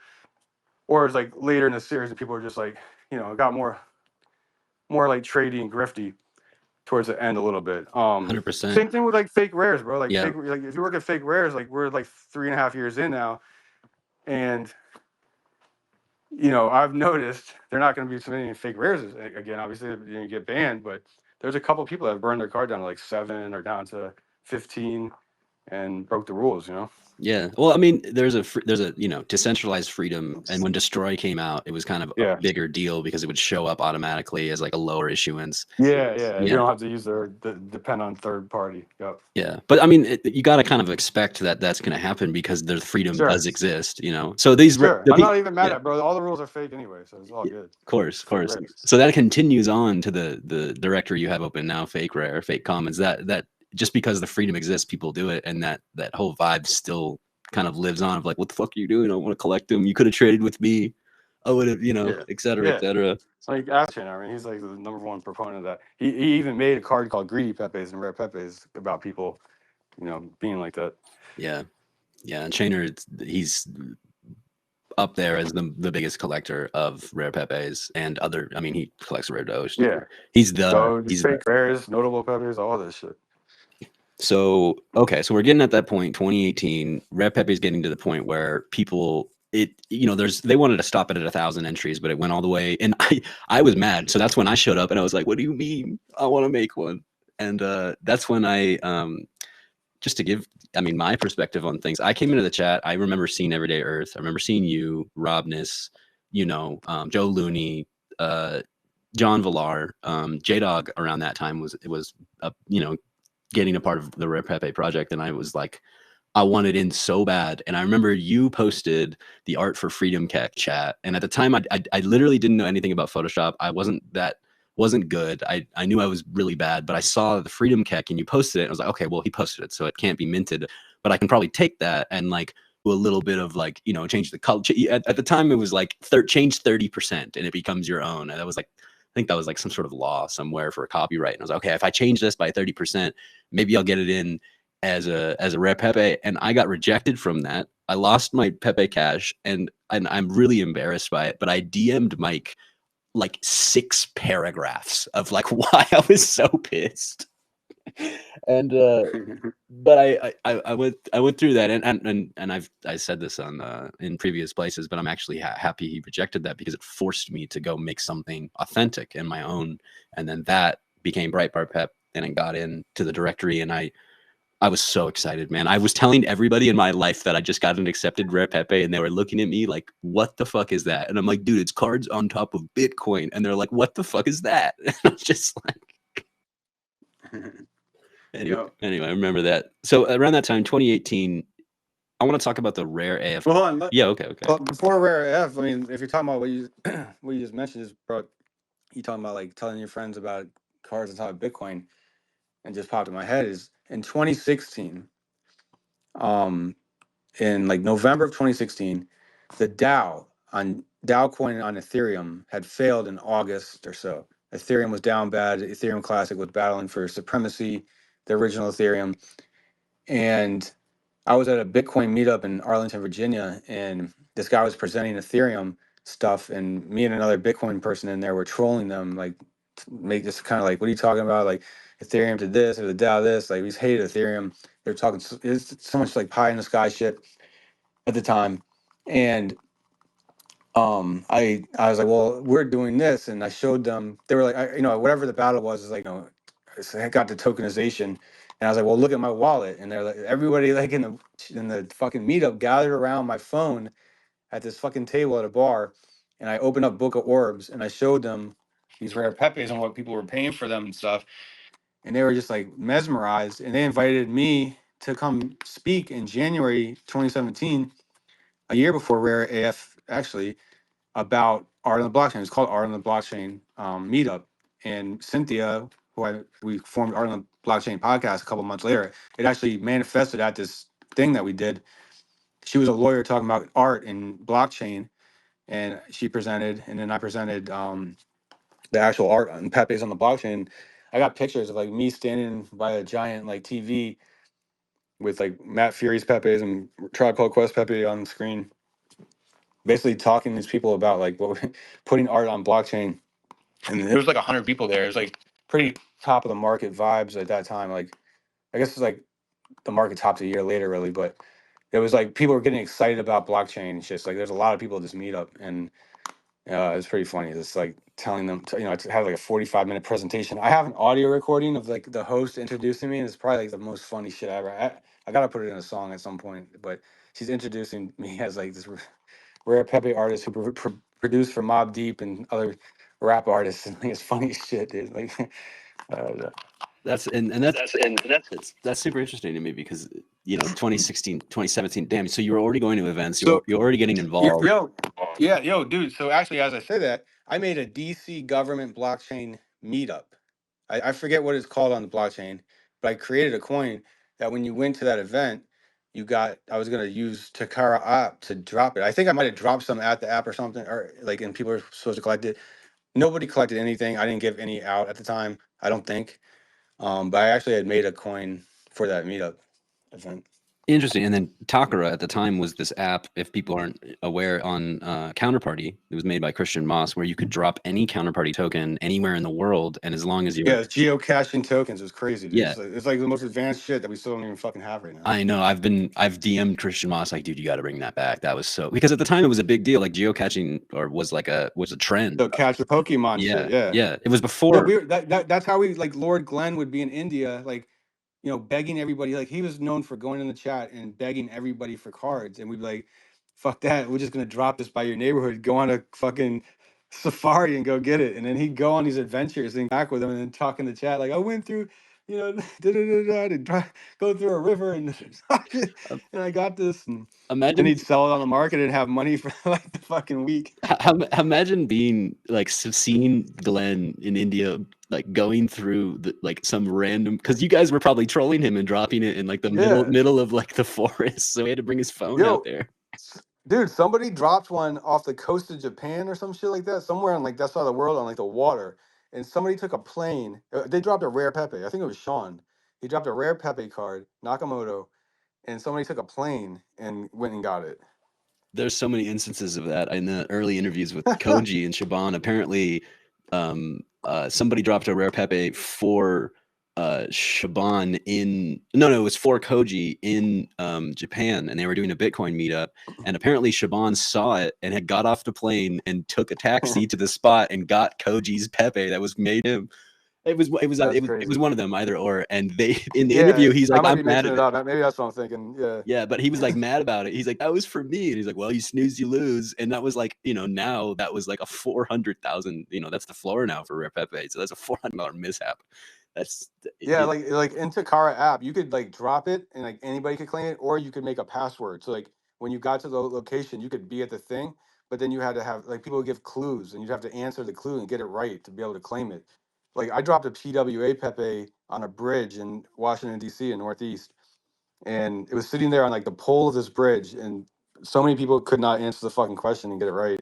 Somebody eventually got it, and I dropped one DJPEPE in a record store in Springfield, Virginia, and the record store closed down. But the password to get there, like when you got there, you had to answer what CD was hanging on the wall or something like that. And so like nobody would ever, the store disappeared, and then that card, I guess, is lost. I have no idea. Yeah, I don't know where that would be, because I know from what I've been told, the coding system they use to use Indie Square and Book of Orbs and Takara basically got abandoned, like the base coding system. And so there was no updates to it, so they couldn't really go back. So that's what I've been told with Christian Moss, is that he's going to have to, and Shaban, is that they have to remake that from scratch, basically, with a new entire like base coding system that they're starting on. That's what I've heard. Yeah, I mean, like at one point, Christian got it back up because at the HNFT Fest in Spain in 2022, he had a geocaching like scavenger hunt there using a new program. Interesting. I'm gonna have to I'm gonna have to DM him and ask him about that, because I mean, not to go into like other history, but Christian Moss with Saratobi, and then the little known Saratobi's Island, which I just find that to be remarkable. I still got a video using the Saratobi game. I got like a screen recording of, you go in, if you whatever card you are using at that time, you merge it, you spawn it with like a rock or something in there, or something else in there, and then you become this monster, and the monster is like based on your like card. Yeah, I posted it up top. It's in the documentary that I posted with TimeLineXCP, and he pulled the idea from a video game that I used to play, Monster Rancher, but it was named Monster Farm in Japan, where it was like a PS1 game where you like played the game, and if you wanted to make a monster, you go to the shrine and you could put any music CD in the PS1 and it would read the CD and make a monster. I remember as a kid, my brother had all these hardcore albums, like Norma Jean and like just like Converge and these early hardcore albums. And I remember that if I took my, I'm young, so I took my shitty Backstreet Boys album, it'd make this like blob that was like cute or whatever. But then when I put in his hardcore albums, I'd get the sick monsters, because it was like recognizing that like it was a faster tempo. I don't know what it was doing, but the whole idea of Saratobi's Island was to put that on blockchain, was the idea that every single token in your wallet could be a monster, and it would be a unique monster from that token that you minted at that time. It would run it through some sort of, randomization. And then what was cool, anyway, I'm obsessed with the history. So Saratobi Island, whatever art was on the card would now become skinned on top of your monster. So if you put like an FD card, it would have like it'd be like a snake with an FD card skin on it. And I was like, what the anyway, I find that to be incredible, because it mixes that idea of gaming and tokenization and a unique, it wasn't called NFT at the time, but a unique representation in a game. But anyway, I could ramble about that for days. And if you guys are interested, it's in the documentary I just posted up there. That's within the token. Hey, Dave, Scrilla, I've got to bounce. I have to drop, but it was really fun catching up with both of you, and I'm gonna circle back and listen to the rest of it when I'm back on. All right, brother. Yeah, thanks for talking to you. Yeah, thanks for cruising out. And Swallja's here too. Welcome everybody. You guys are welcome to come up, ask questions, or if you got more information, I'd love to hear it. I'm just kind of picking Skrilla's brain today, because within history, there's always more history once you learn about one or two things. So we're about at the time period about 2017, 2018 here. So you went to these conferences and you showed people a Pepe on your phone. I find that to be just the funniest mental image, that you're at a conference, you're like, no, dude, look, Pepe, it's on my phone. And then, so were you invited to speak, or was it like? Yeah, that's what I'm saying. Like, I got invited to speak at one of them. First time I did it, I got invited to speak 2 months later at that blockchain meetup about art on the blockchain. And that's literally how our podcast got started. We saw how much interest there was, like outside of just the Pepes. And, we were like, let's try to fucking tokenize the world, bruh. Like at that time, that was kind of like dude. whole shit. So, dude, I went to Baltimore. I did a beat battle. I hosted a beat battle and performed in it in 2017. I got a flyer somewhere from that where me and Cynthia, we had already had our podcast by this time. It's probably summer 2017, and we gave a talk in Baltimore to a bunch of hip hop producers or beat makers and rappers about tokenizing on XCP. We did in 2018, in spring 2018, we went to Atlanta, and we went to a fancy hair salon place that my friend owned, and she hosted us, and we gave a presentation to creatives in Atlanta. We advertised it to like musicians, artists, podcasters, like anybody that's doing like content creation, and gave a whole long ass presentation there. Had beers and food. In Tampa, we did something in San Francisco. Went to like the Creative Week and New York Creative Week in New York City in 2018, right before Ethereal event, because it was the same week, it was like the week before that weekend, because I went to both of them, and we gave presentations about me and Tatiana and some other artist from like record label and some dude. We presented about tokenizing music on the blockchain. Um, we went around, yeah. We were basically trying to evangelize it, doing like the podcast. We had a bi-monthly meetup for art on the blockchain at Dave Grohl's club in DC called Black Hat, where we talked about art on the blockchain. We get like 5 to 15 people show up to that every time. And we did during that 2018 run. We did. I taught a conference, like a weekend conference or something. Me and Cynthia and a couple people taught like art on the blockchain to a bunch of lawyers at GW. I'm trying to remember all the different. We did a lot of that shit though. And that would I assume that was kind of like you were influenced by like Andreas Antonopoulos and other podcasts. You wanted to go up. Definitely Antonopoulos and Krista Rose and John Smith and them. But actually, now I think about it, at that GW conference, so we had the Art on the Blockchain podcast, and we were advertising that we were doing this GW thing, and part of the thing was anybody could come. It was like one part was teaching the lawyers about the shit, but then the next day we had like a thing at GW, and Fractal and Crypt showed up, and Fractal and Crypt, that's how he got into like blockchain art. Like he was listening to the podcast, he was driving somewhere across the country because he lived in Florida, and he stopped in like in DC for that weekend and came to the fucking conference. And what was the reception like at that time? So you're flying. And to be clear, like, you know who Fractal and Crypt? I don't. Is? No. All right, so Fractal and Crypt is the dude that like Michael Saylor owns his art, and in the background of his art of his podcast is fucking Fractal and Crypt's like giant like living Bitcoin node thing. Like his art is crazy, like nuts. Interesting. Yeah, I wasn't aware of that at all. So you had these, the artists that were showing up were artists that were already in the space. They kind of understood. Well, no, they weren't in this. They got it. Like they literally got in the space. I mean, if you look at like even like, I guess a little flex here is like, I'm trying to tell you, like anybody who was doing art at the time listened to our podcast, because when we signed off, we announced our last show. Like if you look at the comments, it's like Coldy and Xcopy and Fractal and Crypt and everybody who was doing art at the time, Crypto Graffiti, they were all in Dada, like everybody. They were just like, oh man, it sucks. Like great podcast. You know what I mean? Like we were literally talking to the artists and the builders in the space, like with art on the blockchain. You were so early with art on the blockchain, and I was sad I didn't realize it or like kind of find it until later. You were out there, like you said, evangelizing. The podcast is produced incredibly well. I mean, you have the people who go on to speak there. The names are just now etched in history as like kind of the biggest names at the time. Adam B. Levine, and you even had, like you said, lawyers coming up saying, "Hey, what's what laws like on tokenizing?" Because at that time it was like Bitcoin was fucking illegal. It was like for real though. That's what it felt like. Yeah, when I first got into Bitcoin, you couldn't use an Apple.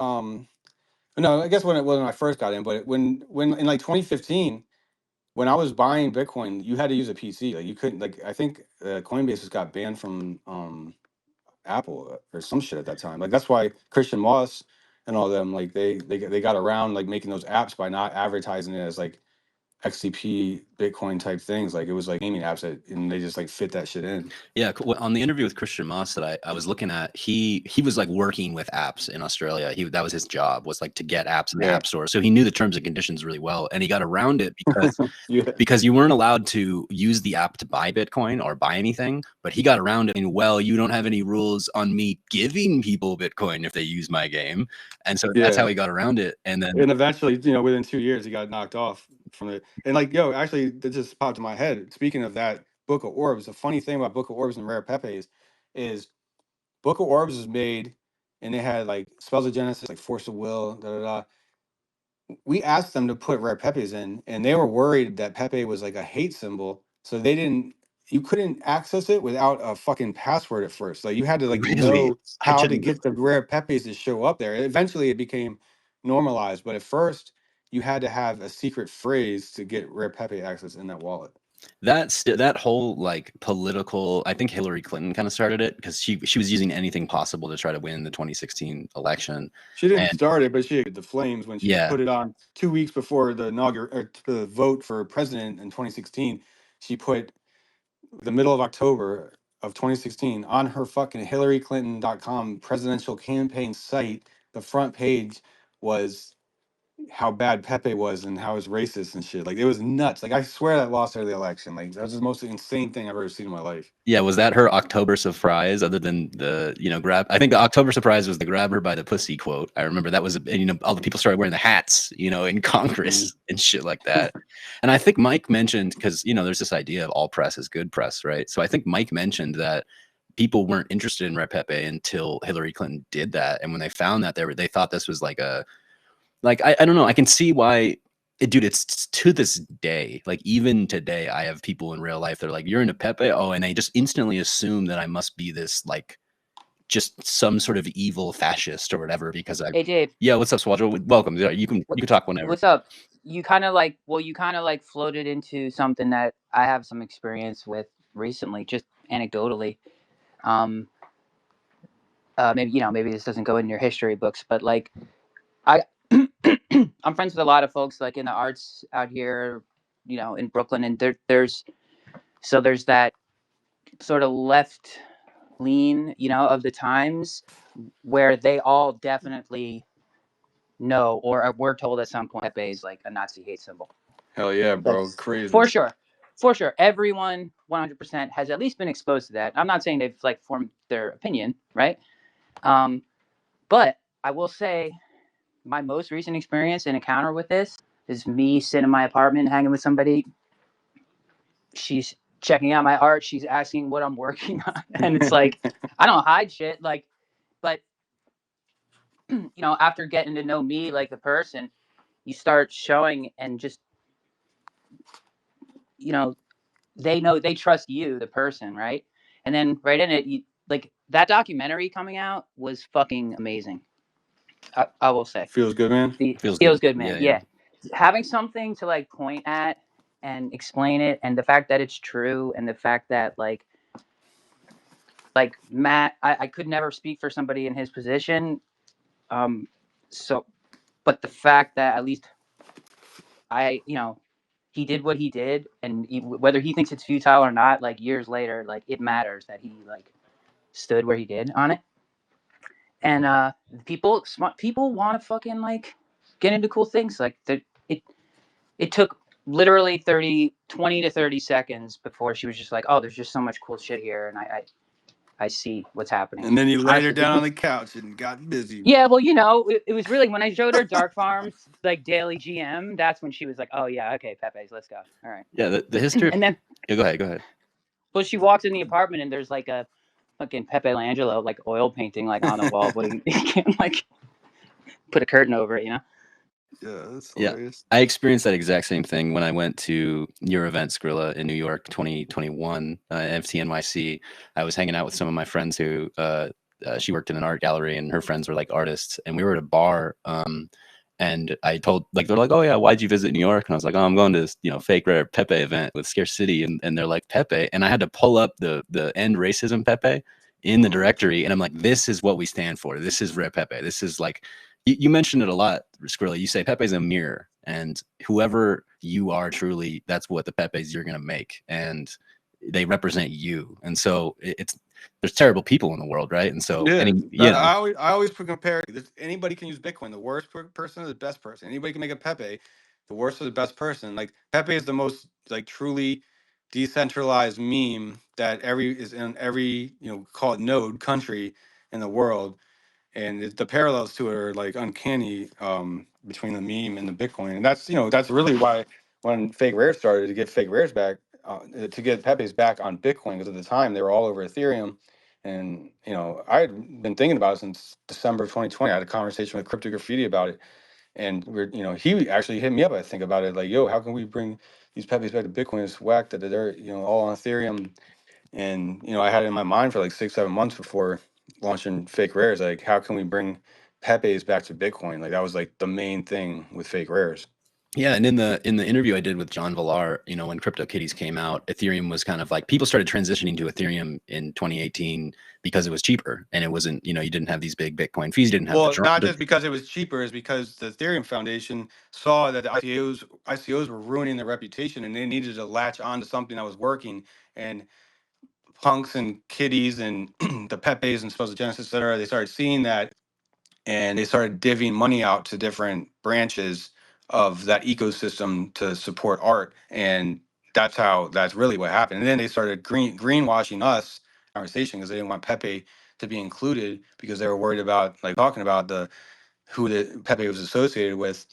And I mean, there's several instances, and Jessica Angel and people can verify this, like where like Joe or me were either invited to go speak at a conference about art on the blockchain in like 2018-19, or quickly uninvited or just ghosted after apparently people started talking like, oh, these guys are Pepes, or straight up when we're going on to speak about something, they tried to make it clear, like, don't bring up Pepe during your conversation, like straight up.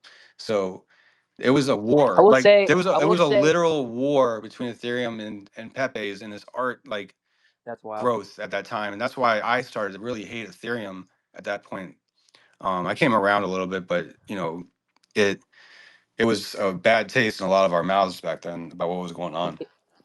It makes me feel like, well, if you're just looking at what is, like, how things actually are, it's like,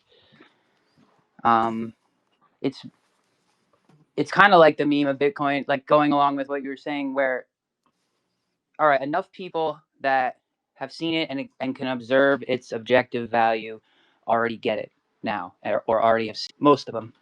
The rest of it is like person to person, like boots on the ground, or people seeing how it's affected other people's lives in positive ways, and they're like, oh, I want some of that. Mhm. Like for my friends, they're like, Steve has never been more creative his entire life, but whatever, you know my name. So like, and they're like, and what's doing that? A fucking frog? And oh, it's not really a frog, it's the friends he's meeting and the people around it. Like, he's being activated in a way. Oh, I could see myself wanting some of that. And then since it's such a universal permissionless ecosystem and meme, like, they have the ability to do it. Yeah, it's fucking cool. Yeah, I mean, it was like a lot of it too was the Ethereum side wanted to promote art, and they looked at Pepe's as not art. That was a big battle back then, even about our memes art. That was like the first like real instance, I think, in like the art kind of community where people were like debating like, our memes art, and they were telling, a lot of them were telling us that memes weren't art, and we were like, what the fuck are you talking about? Literally are. And yeah, I was gonna actually going back to that when you're talking about people hating on you for Pepe. I made a Pepe piece in 2020 or 2021, and the producer for Boiler Room, who I'm a big fan of Boiler Room YouTube, he commented, and I think he even quote tweeted me saying that my Pepe had like, I had like Pepe. He was saying something about like Pepe is racist and don't be fooled, and I had a image of Keck, or a word Keck next to like a Lord Keck. And he said something about the Keck meaning like this like racist symbology country or something like that. It was crazy, and I was like, yo, what the fuck? It's like, what are you talking about, bro? I'm literally a hip hop artist. What are you talking about? Like, Yeah. You will see whatever you want to see. Yeah. exactly. Yep. He was so crying about it, man. He was on Clubhouse too. I remember he brought it up at some point.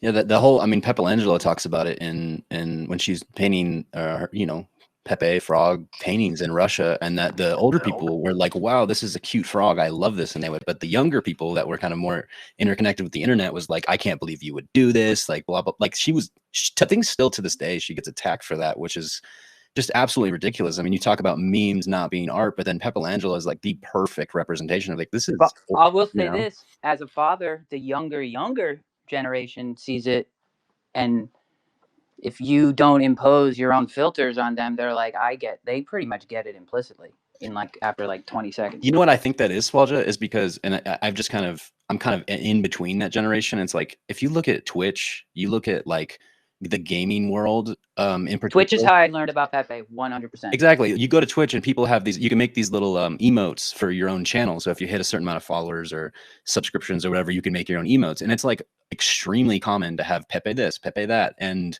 I think they were banned at one point, if I might be wrong there, but there were. Yeah, but third parties would bring it back. Yeah. And so there's just like this, I think there's a weird kind of like generational gap there on whether you think this like cartoon frog. And I don't know. Another thing you guys were mentioning, I really love Bill Watterson and Hobbs. And there was this is long before Matt Fury. There was this really famous kind of aspect of Bill Watterson where he held on to his rights. He never sold the rights to Calvin and Hobbes anywhere, never made a movie, anything. And people started making those stickers of like Calvin pissing on something. You see it on the back of trucks when you're driving. It was super famous for a long time. And he commented on that and was like, well, I'm sad that happened, but I'm not going to sue. I'm not going to do anything. Calvin's just a character, and if they want to make it into something, then it's not me, it's them. And so I see a similarity there between Matt Fury making the Feels Good Man and Boys Club, and then that just being taken as a meme. And in the early days, it was just kind of like if someone came to you and was like, they're using your stuff, for various activity. There's definitely some similarity to the OG Pepe with his pants down being, there's something cosmic about you mentioning that, and the Calvin and Hobbes peeing. Yeah, I guess so. Some sort of synchronicity there, right? Yeah. But but I just respected the way that Bill Watterson went about it. He was just like, whatever, like, I'm not going to sue you guys. Like, and I'm not going to sell my rights. And like, go read the original books if you want to know about the true aspect of Calvin. But anyway, so moving on, there's so much history. I could talk Pepe all day. You guys know me. But there's more history to Skrilla's assets, because at that time when kind of Rare Pepe closed and there's this big gap on Counterparty, there's a massive, if you look at my historical timeline, there's this huge gap. Jake mentioned it yesterday on Emblem Vault. Fees were too high. No one was willing to buy these cards that were $5 for a Bitcoin fee. Ethereum started getting on to this kind of ethos of like, oh, okay, digital art and CryptoKitties. But during that time, Skrilla, you were one of the main people to keep minting in that era, and you made sound money and you minted some assets with it. Can you tell me a little bit about sound money? Yeah, I mean, sorry, can you hear me? Yep. Hold on. Yeah, sound money was a Bitcoin album I did. I started in like end of 2019 and put it out in April like 6th or something of 2020. And I made the anybody who bought the pre-sale of the album on Bandcamp was eligible to claim one of the dark market tokens. Dark market was the video I put out to like promote the album. And yeah, man, I don't know, maybe like 10 or 15 people pre-ordered the album, and I emailed them, and only I can't remember, we have to look at the blockchain, but only like 3 people claimed the token at the time. Yeah, I find that incredibly interesting. And I made that using Freeport, what you were talking about earlier, Joe's wallet. So it's a numerical asset. So when numerical assets disappeared for a second on Counterparty last year with the whole drama, it wasn't there. Yeah, well, yeah, that was quite the debacle. I said some things yesterday in the Emblem space, and I just tried to kind of tell my side of the truth, and some of the stamps guys were a little mad about that. But I just trying to tell my side of the story on that. But I don't want to get into that drama. So you made this numeric asset. Not that many people claimed it. So then you burned it down. You saved one for Uncle John, right? Because he was on track. And in my opinion, I think those are like incredible tokens. I ended up buying sound money a couple months later, and I remember I hit you up and I was like, when do I get my token? And you were like, you missed it, dude. You missed it a long time ago, but you had resold it, I think, on Scarce City. And you ended up dropping me a sub asset to DJPEPE, which I was like, wow, that's looking back, I was like, that's so sick. It's like a 1 out of 20. Oh yeah, so yeah, and then I guess also with the Rare Pepe, with the Sound Money album, I did a P collection of 21 for the first 21 albums, vinyl records I sold on Scarce City. You got a DJPEPE Subasset was like, I made these like hand drawn Pepes, and the thing I did was I drew the PFP quote unquote on the corner of each record. I did like a sticker, like a rectangular sticker, and I drew a Pepe and put the edition number of the record and sold it. So I did like high scans of the piece of the record so that you could not like I did use markers, so like bleeds like a certain way, you can't like replicate it. So it was kind of like a proof of like you own this record. Here's the edition number and all that stuff. And then they're kind of like PFP collection. There's like funny hand drawn Pepe's, 21 of them. And then you would eventually go later. I mean, very recently, maybe about a year ago, or not even a year ago, about 6 months ago, you did the entire hand drawn Pepe's on ordinals. So you kept Not going. just Pepe's. I did Yeah. memes. I probably did about 50 Pepe's. Yeah. And those are incredible. I love that style that you've gotten with this like this hand-drawn style with the markers. And Swallja, you don't realize at the last Pepe event, I'm drawing my art on this chair in New York, right down in Tribeca. I'm drawing like the only thing I know how to draw, which is a wave. And I was like, oh, I'm gonna make a surfing Pepe for Pepe Fest or the Fest Rares. And then Skrilla's like, hey, is this spot open? And he just starts ripping the art next to me, just like sick. And I'm just sitting there like shaking, like, it's so good. Mine's so bad. Dude, that reminds me of like being in college and like getting my first like sort of semi-nice guitar and like going to an open mic. And I remember this happened. I remember sitting and you're kind of nervous and you're about to play your songs in front of a bunch of new people. And then some dude before me has the same fucking exact guitar as me. Exact. And I'm like, oh shit, cool, initially. And then he just like plays, he's just so much better than me. Like, it's not even funny. And I'm skewed to go like immediately right after him. And I remember just wanting to die. I was like, oh man, I'm in the presence of another level. But you did it though. I want to see the Pepe. Did you make it at least? Mine or Skrilla's? The surfing one. It's called A-frame Pepe. I'm pretty sure it's on the Fest Rare collection. I think Fest Rares, that's more of a recent collection. I think Fest Rares is going to be looked back as like legendary, in my opinion, even though it started recently. Because the idea of showing up to an event and then making Pepes, drawing them by hand, this whole idea of like especially in Pepes in Paris, right? Like you had people just walking in off of the main, like I remember Theo was out there like, hey, come draw art, come draw a Pepe, like come in here. And there's a big sign on the top that said, God, what was it called? NFT factory, right? And so people are like, oh, maybe I'll go draw an NFT today. And I think that's like remarkable. And I think it's also remarkable that it's recent and it's like something that's been kind of created in the recent years with all this background. Well, big ups to the Skrilla's hand-drawn marker style too. Yeah. Very, very awesome and recognizable.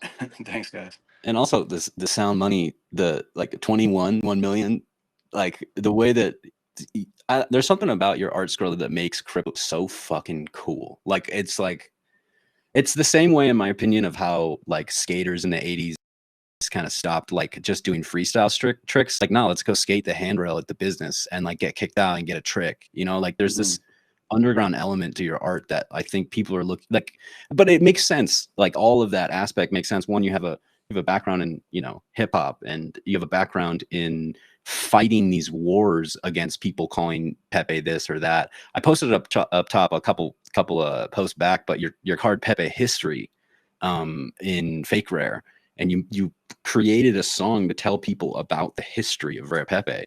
And I still watch that from time to time. I see it's in my, because I got one, it's in my wallet. I'm like, oh, I gotta watch the Pepe history one more time. I gotta remind myself.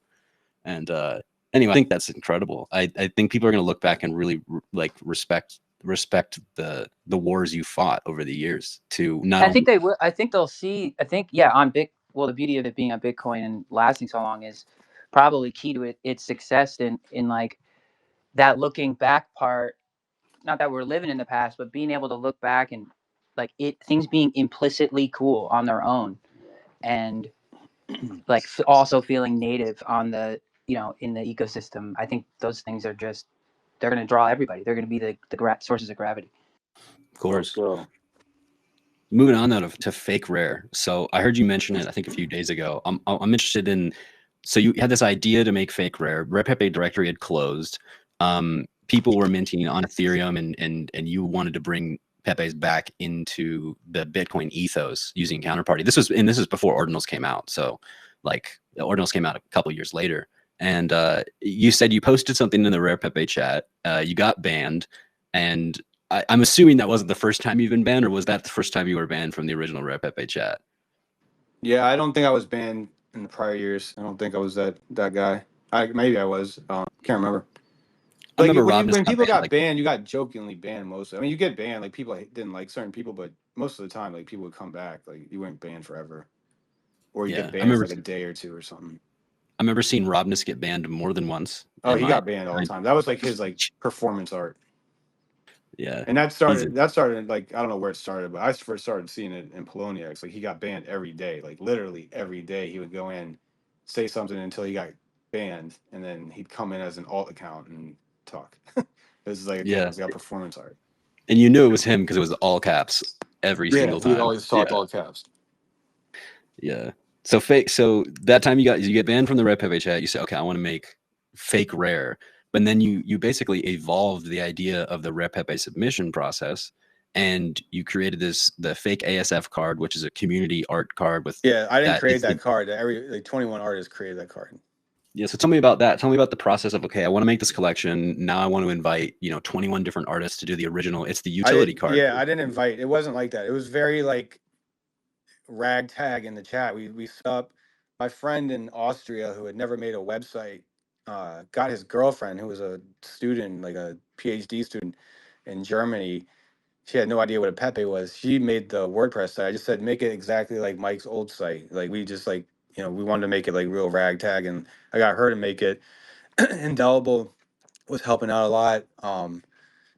Carson, if people like were, in the chat, like helping, like my friend David, he did a lot of music NFTs on fake rares.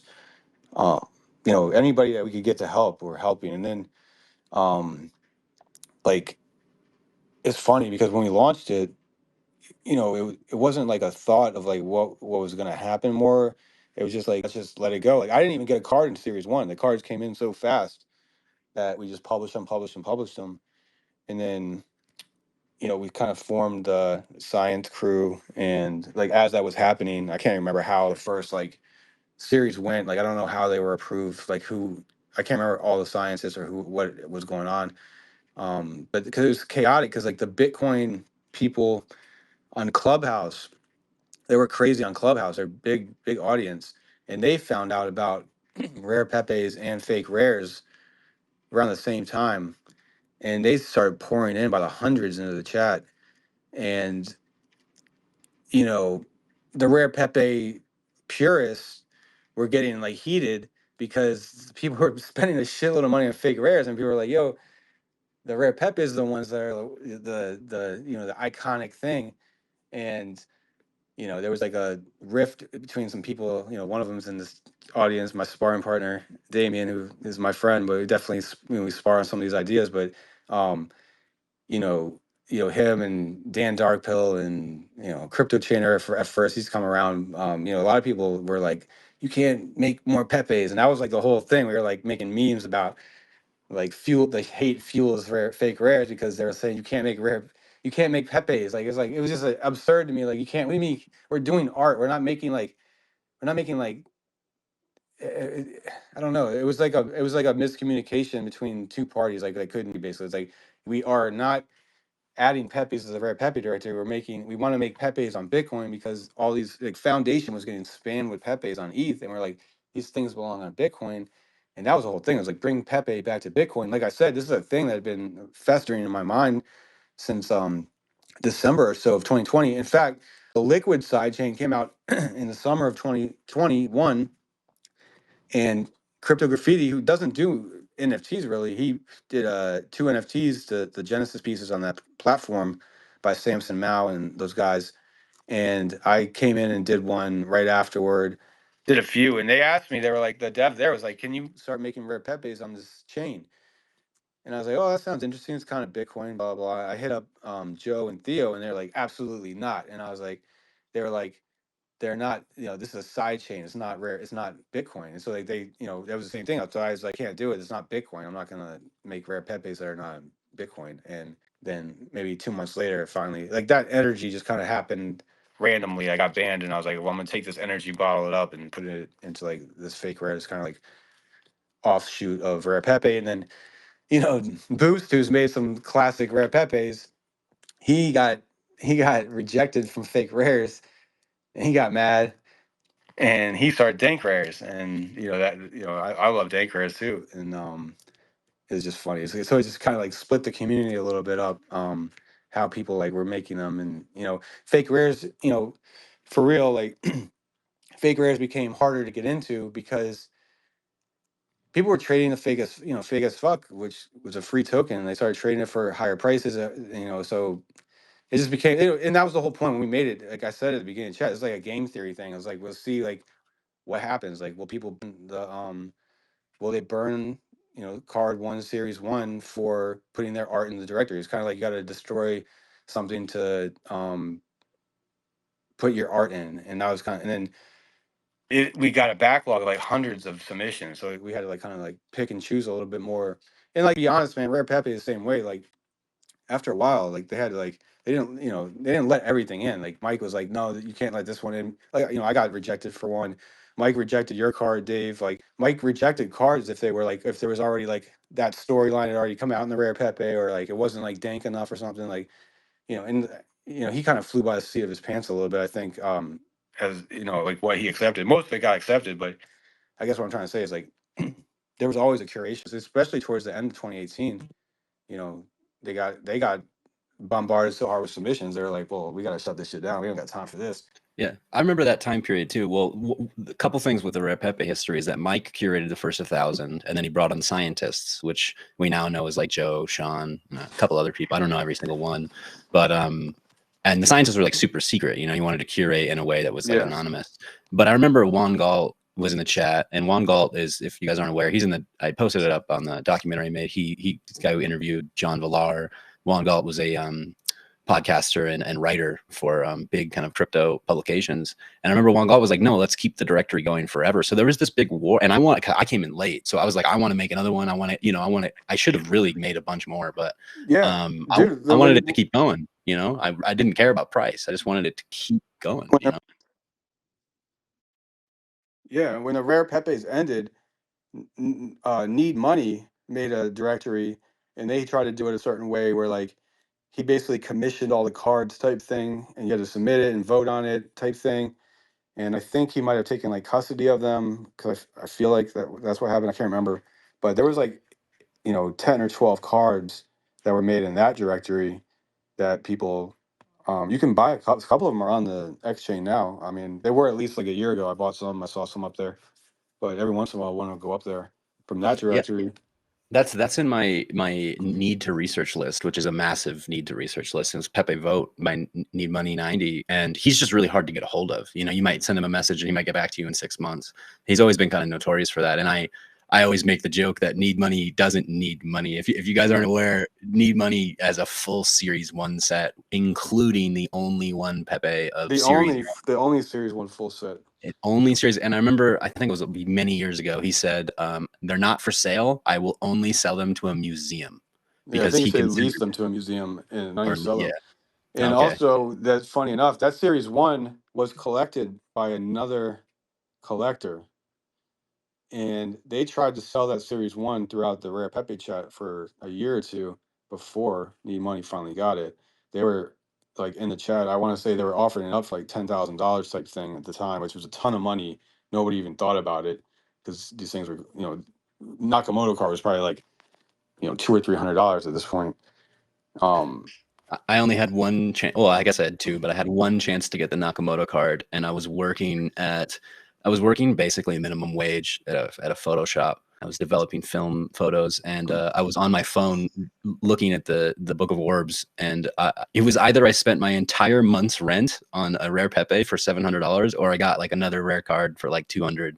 And for minimum wage, that was like a lot of money. And I was thinking, well, I can't like I didn't have a credit card or anything, and I'm like, well, I can't go into debt for like, or I can't do this to myself and get evicted to buy a Rare Pepe, so I'll get the cheaper one. And looking back, I wish I just evicted. I wish I just did it, you know, because it would have paid off so much more. But anyway, that span of fake rares, like I was there, and it was weird how I found out about it because. I guess we could kind of explain that in the fake ASF is used as a submission token for fake rares. And in the beginning, it was pretty cheap, but it wasn't that cheap. I mean, it was a couple hundred, and now they're up to like 1,000. So it's like a really, if you want to make a fake rare, you really got to like make some sick art, like understand that you might not make your money back, or if you don't have one or can't afford one, you got to get sponsored. So there's this whole new element of how to even get to the point where you could submit, right? And on the other side of that, you added these new rules with something called the fake torch. And you added this rule of not only is there a series 1, there's a series 0. And if you hold this 1 out of 1 NFT in your wallet, the fake torch, you get to pick something in series 0 that was historical or that was a fake rare, et cetera, et cetera. And I just thought that was incredibly an intuitive way to go about some sort of curation process, because you have your scientist, but now you have your fake torch holder that can you know. And I thought that was so interesting. And another side note is that Pepe that I got rejected with, it was called Freedom Kek, which was I messed it up. I messed up the art on it, you know, I just messed up everything on it. And then I got mad at Mike because I messed it up, you know, etc. But that became the first card in series 0. And the way I found out about fake rares is that I was in my wallet. I came back to my wallet in 2021, I think, or whatever, and I saw I had Freedom Kek. And I was like, oh, well, you know, might as well put them on for XCP. And I put it up for like 2 XCP. And then it got bought. And I was like, well, okay, well, 5 XCP got bought, 10 XCP got bought. And I just kept going. And I had no idea what was going on. I had no idea. And I was terrified. I was terrified. So I go into the Rare Pepe chat, and I was like at my computer. I was about to type, and I was like, why is Freedom Kek selling? It's a fake rare. And then I was like, wait, I'll get banned if I say this. And I was like really terrified. I was just there only trading on, you know, the decentralized exchange, no knowledge. And I traded like most of them away. Because I didn't know what was going on. I was like, why do people want this? And finally, I think I DM'd you about it because I was like, because I gave you half the supply in the early days, because I was like, well, you know, it got rejected here, take half. I don't know what's going to happen with this. And I remember DMing you and being like, dude, what's going on? And you're like, oh, we made a collection called Fake Rare. And I was like, no fucking ways. And I remember that's the proof of ban card now. Yeah. And I feel like honored to the highest degree that, you know, one of my rejected mess up is now part of Fake Rares. I can't tell you enough how that's so cool to me. Why did you end up picking Freedom Kek over anything else, you know, in that first spot? Oh, it was because it was not, I did not pick it. I saw the card in my, like, Rare Pepes were going crazy. I was just going through my wallet, and I was like, oh shit, this is a Freedom Kek card. I totally forgot about it. And I was just like, I should just give some of these away. And I went into the Rare Pepe chat. I don't even think I was thinking about it. And I was like, hey, you guys, here, check this out. You can give away 10 of them. Like, I probably knew better. Like, I don't even remember what I was thinking. And then they banned me. And then I was like, that's when I just, like I said, man, like, there's a big, like, energy shift that day for me. Like, it was on fall. It was on the day that summer was changing to fall. Like, I don't know. It was just, and I just got the I was like, oh, fucking, I just started, the minute I got banned, I was kind of pissed, because, like, you know, Sean banned me. Sean introduced me to my wife. Like, me and Sean are cool. Like Sean lives like 20 minutes away from me. So, you know, I know it's kind of like an ironic type of ban, but I was like, are you guys kidding me? Like, this is serious? And then I was like, fuck this. I was like, so I just started messaging everybody. I was like, you know, go share this card in the chat. Like, let's troll Rare Pepes. And, you know, I was getting in my troll mode, and, you know, it turned into fake rares. Man, what did I start? Well, you know, what did I do? My card is now proof of ban. That's so cool, bro. That's sick. So anyway, and the fake rare stuff, because fake rare has evolved. And I guess I'll give my story, the kind of continuation. I get into the fake rares chat, and I wanted to submit a fake rare instantly, and I was like, oh fuck yeah. Well, I was the one who originally minted Freedom Kek, so I'm gonna make a fake. And the meta in those first series of fake rare was kind of like make a fake of a Rare Pepe, like a crumpled up Homer, you know, like real life, scan it in, rip it, burn it. And there was this kind of idea of like making fake versions of previous cards. And by the time I submitted, I don't know, series 3 or 4 or whatever, it had changed. Yeah, and people didn't want to do that anymore, but I still wanted to. I was like, oh, that'd be sick if I made a fake version. Because now, years later, I'm a little bit better at Photoshop, and I like collage art, and I made this card called Fake Freedom. And at that time, I don't know if you were a scientist or whatever, but that got rejected too. So my original Freedom Kek gets rejected by Rare Pepe, and then my fake version of Freedom Kek Got rejected. gets rejected by and then Fake Rare. then it went into dank rares, right?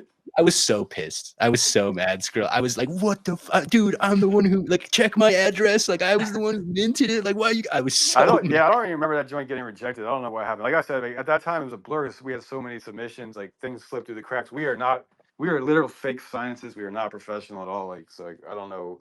Like, we're not very good at our jobs, basically. It's fine. I look back, I think that's a funny aspect of the story. And then I made that as a dank rare, and I think it kind of fits better in dank rare because that Fake Freedom is like a super political card for me. It was around all the COVID times and vaccines and masks, and so I wanted to take the idea of Freedom Kek, which was this 19 World War type poster. That's like I wanted to take that kind of old 50s life and be like, that's not the life we live now. So anyway, I could ramble about that card. I don't want to go into it too much, but that I just find that an interesting aspect of where I fit into it.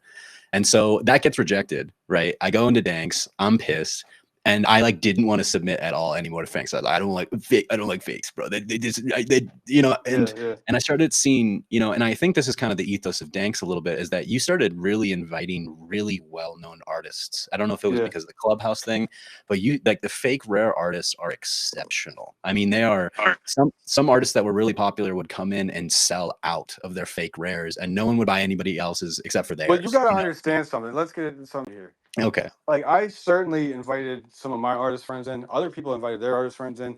But the whole thing is, if you had a fake rare, you were basically trying to, sponsor artists to get in. So people like Lord Jamie and Vincent Van Doe and these people, they bought a ton of fake rares, and they started inviting artists they were collecting on ETH to come make fake rares because they, like Vince, et cetera, they love Rare Pepes, and they started getting into fake rares. And that's how that happened. And then, yeah, we kind of like rotated a little bit to like meme as art and a lot of that stuff. And like we obviously always let dank come in, and we let like fakeness come in, but we also were looking for like superior art as well. And there was a rift between fakes and danks at that time because I made a comment on some podcast that danks was the Costco of Rare Pepes, and we were like more like a museum or something. And like, it was not, it's not a great thing to say, I admit, but I guess like what it was is like at the time Boost was just spitting out series, and like anything just got in, boom, boom, boom. There's a lot. It's dank rares. Is literally dank rares. A lot of dank cards.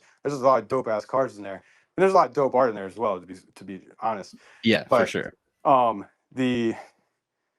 It just became like this pivotal thing, and like that's what it was, like dank rares. And like after we kind of like squashed it with Rare Pepes after that first few weeks, we were looking, we kind of needed a new nemesis, and dank rares became that nemesis. Like, and just to be clear, like I love Boost and dank rare and all that stuff, like but it was just like a fun kind of battle that we had in that. It got heated at times. Like, I mean, it got really heated sometimes in the chat, and like I would go into dank rares chat, and one of my dank rares, because I've made some dank rares, one of my dank rares is a screenshot of me. I was spam meme the chat. Like I became known for like spam meming the chat. I would just go in there and like fire off like machine gun style memes for like 5 or 6 minutes straight, and nobody could chat in there, and it was kind of like a joke, and then everybody started doing it, and then after a while, like some people got mad about it and they didn't like it. They thought I was, and then they tried to come, and then no good boy points, and other people would come in our chat and start doing it. And then I I put a timer rule on the chat and fake rare so they couldn't do it anymore. I remember that. I remember the timer. It's like it's all like silliness, but like people get heated and shit. But we were just we were having fun, and that's all it was.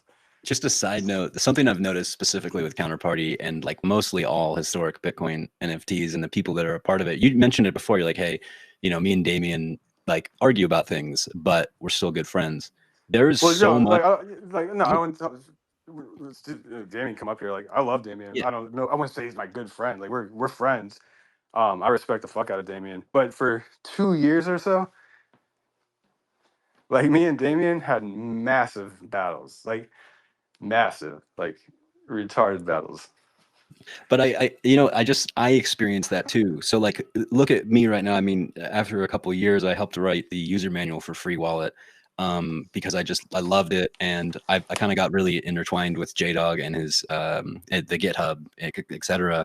But I just see this. There's something really mature about the early Bitcoin counterparty space, is that we can have these incredibly intense arguments where we're extremely passionate about our side, and then I show up to Pepe's in Paris, and we're breaking bread, drinking wine, and like smoking weed and like hanging out. Like, there's we're so passionate about what we think in this space because it's so free, but we also always, almost everybody in the community ends up still being like, hey man, how you been? Like there's a camaraderie here that I think is unmatched in any other space. I think it's weird. It's a weird thing where it doesn't feel like a race to grab all the resources. It feels like everybody's in their own race against themselves.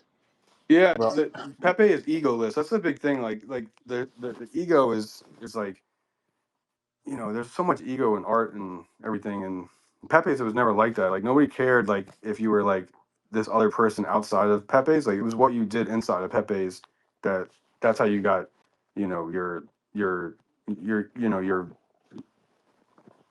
projection. Really. what is it, your identity. Identity, and your you know your trust and your just who you were. Like it didn't matter if you were doing something, you know, it didn't matter if fucking, you know, George Bush came into Rare Pepe, like he was still gonna be treated like fucking how good was Pepe, how cool or not cool he was in the community. And to be honest, like that's why I get a little like, you know. Is there a Camp David Pepe? No, but there should be. You might as well mint it now because good luck. Yeah, I think that's what like even like when you look at like the Tashin did that historical crypto art book last year, and like this is true like anytime you see like this in this like world of crypto art, like they always group the Rare Pepes as like Rare Pepes, like, you know what I mean, like it's like Rare Pepes did this, not like Mike did this or Robness or Scrilla or Damien or anybody. It's like that's just the Rare Pepes, and that's I love that, like because, you know, I live more like I'd rather live at a dive bar, and I'm not trying to be the main character.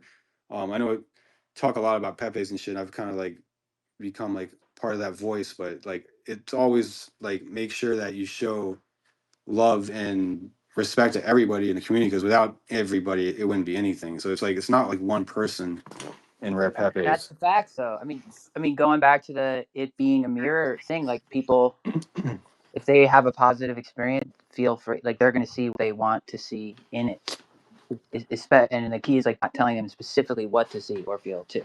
Yeah, like when people are like, "Who's your favorite Rare Pepe artist?" Like that's a dumb question in my mind, because like everybody is good. Like, so it's like, and like I think everybody kind of treats it that way, like within the Rare Pepe community. It's like nobody wants to be like, I'm that guy in Rare Pepe's, because everybody's that guy or that girl in Rare Pepe's. Like it's like it really is like that. That's how it's always been. I think that's like the foundation of it, is like this like egoless kind of like thing, and it's a cool place. That's I think that's why the community thrives a lot.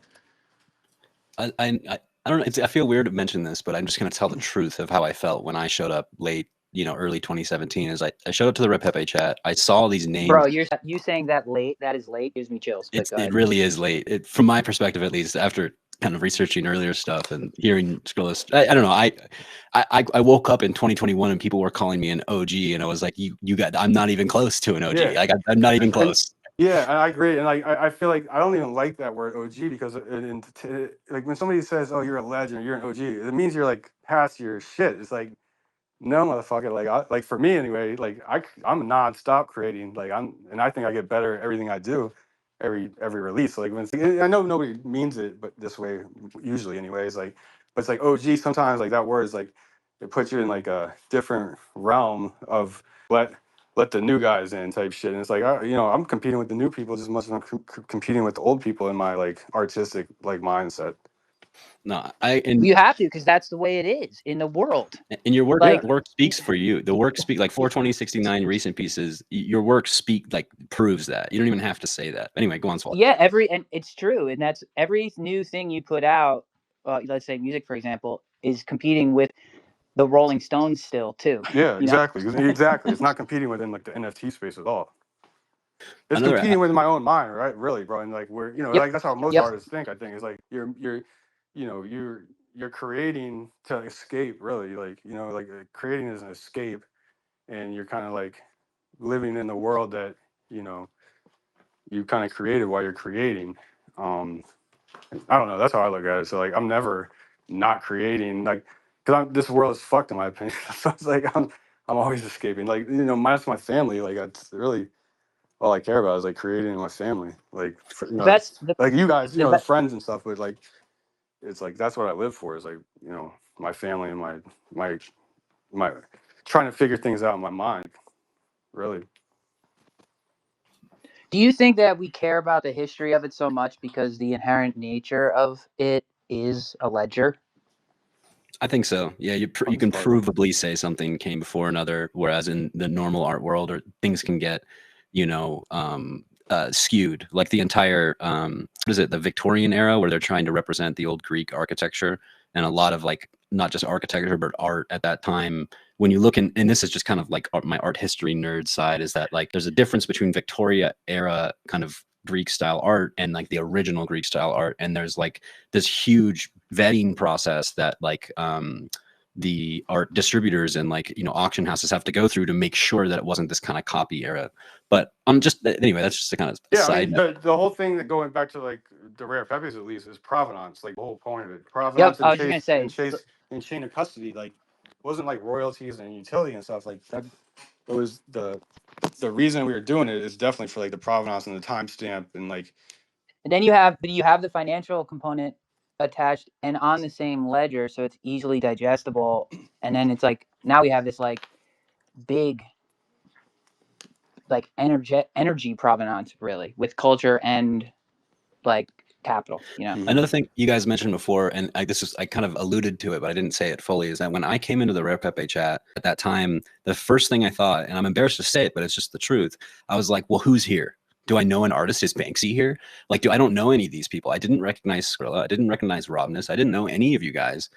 And what you guys said with, you know, it didn't matter what you were doing outside in your normal life. What you did in that space was what mattered. And you had to prove yourself. Like the only reason why Rambo Pepe sells, it wasn't because it was the first Rambo Pepe. It was because it was better than the art before, or you had to prove yourself Because with your it was art over and Memento over. that made it. Like Memento is one of the most coveted artists in Rare Pepe days. Absolutely. And I these new names at the time I didn't know, but when I looked at their art, I was like, damn, like some of the art Pepes, like the art series Pepes, even DJ Scrilla and like early cards, I started to just recognize like, wow, they're proving themselves with their work, and that's fucking respectable. Like normal, like and that's why I respect you so much, Scrilla, because you just kept going year after year, no matter which place was the most popular or this and that, and you just kept minting and you kept like improving more and more with every project and experimenting too. Like we talked about Vice Pepe. We didn't really touch on Can't Smoke BTC, but that was like a proof of share token. You were trying to, you know, one up yourself each time. Yeah. And in doing so, you were doing something nobody in the community had ever done yet. And I, looking back now, you know, years later and kind of researching it, I was like, wow, like this is like these people in the space are going to be well known for the work they did at that time versus, you know, work they did years before. And there's something beautiful about that. There's something that captures the ethos of Bitcoin decentralization, like direct payment to artists, etc., that is captured that I don't know. That's I want to tell the story. I want to like it would be sad for me in the future for people to go start minting their work and not really understand like where it came from. And I don't know. There's more to it, I guess. Well, I mean, the ledger. It's like not to be all Carl Sagan on it, you know, but like if we're looking at it sort of like a Big Bang moment, but we're like we have a receipt. We get to like sit and be like, oh, this is the beginning. So like let's make sure we don't like lose this one. You know, feels important. It's like the cosmic microwave weird. background. It's pretty weird. Like a couple of years ago, I remember specifically I was walking through a hotel gallery, a nice hotel, and there was like this nice art on the wall, and it had like prices, and there would be these giant paintings, oil paintings or something. They'd be like selling them for like $800, and like I'm looking at them, and I'm looking at like some of the assets and art that's selling on the blockchain, and be like, you know, $15,000, $20,000 for some people's art. And I was thinking about how like the financialization of the art in the blockchain is, we still don't know what it's going to look like in many years from now. It's weird though. It's a weird thing, man. Like the money that moves around in the art Well, it's world in like this space. it's funny because like different things are more liquid to different kinds of Yeah. people than other ones, right? So it's like that Well, this that makes it art so piece. much easier, and so somehow, Yes, and like because the blockchain is based on like money anyway, it's just weird. I don't know. I haven't like figured it out how to really talk about it yet, it's but all it's really right weird there. still, It's man. like yeah, it's like when you see a painting and you want to buy it, you have to like get this thing in the middle first and give it to somebody. Yeah, then there's a certificate of authentication. So I bought it was a while back. It was the first time I ever bought from like an art kind of like auction house, and I got the signed skateboard by very famous pro skateboarder, and they gave me a certificate of authentication. And when I describe, a lot of people, when I describe, like the other day, I was a coworker at my part-time job. I was talking with her, and I was like, yeah, I'm into this, history of tokenization. And she looked at me, she's like, what's tokenization? And I was like, well, think of it just as like a certificate of authenticity, and the fact that no more can be printed. And in the past, you might have a photographer write 1 out of 10 on their print, but how do you really know, right? How do you really know they didn't print 200 and they've just been running around writing 1 out of 10 or 2 out of, and that was the whole ethos of like the early days of Rare Pepe. And I know we always are coming back to Rare Pepe, but that truly is the birth of not only community curated art, in my opinion, as well as provenance of like authenticated art that is limited, scarce, and there's I mean, it not sounds like you're talking about Bitcoin. exactly, and that was the ethos, right? You wanted to, and that's what happened to me. Like I give so much respect to Joe Looney, to Mike, to John Villar, so much respect to them, because what the actions they did made me realize the true ethos of Bitcoin. It made me actually use Bitcoin. It made me actually understand what a transaction looked like, etc.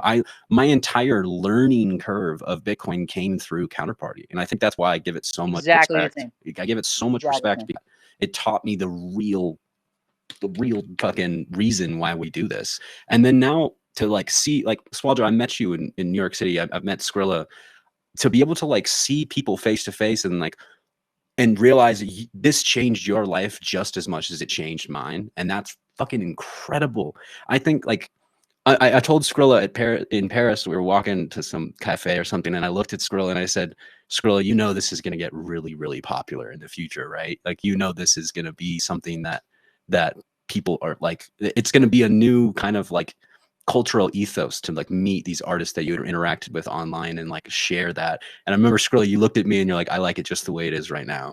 And that was like really heavy to me. I was like, damn. And it made me really like What's that? 6529. You said these are the good old days.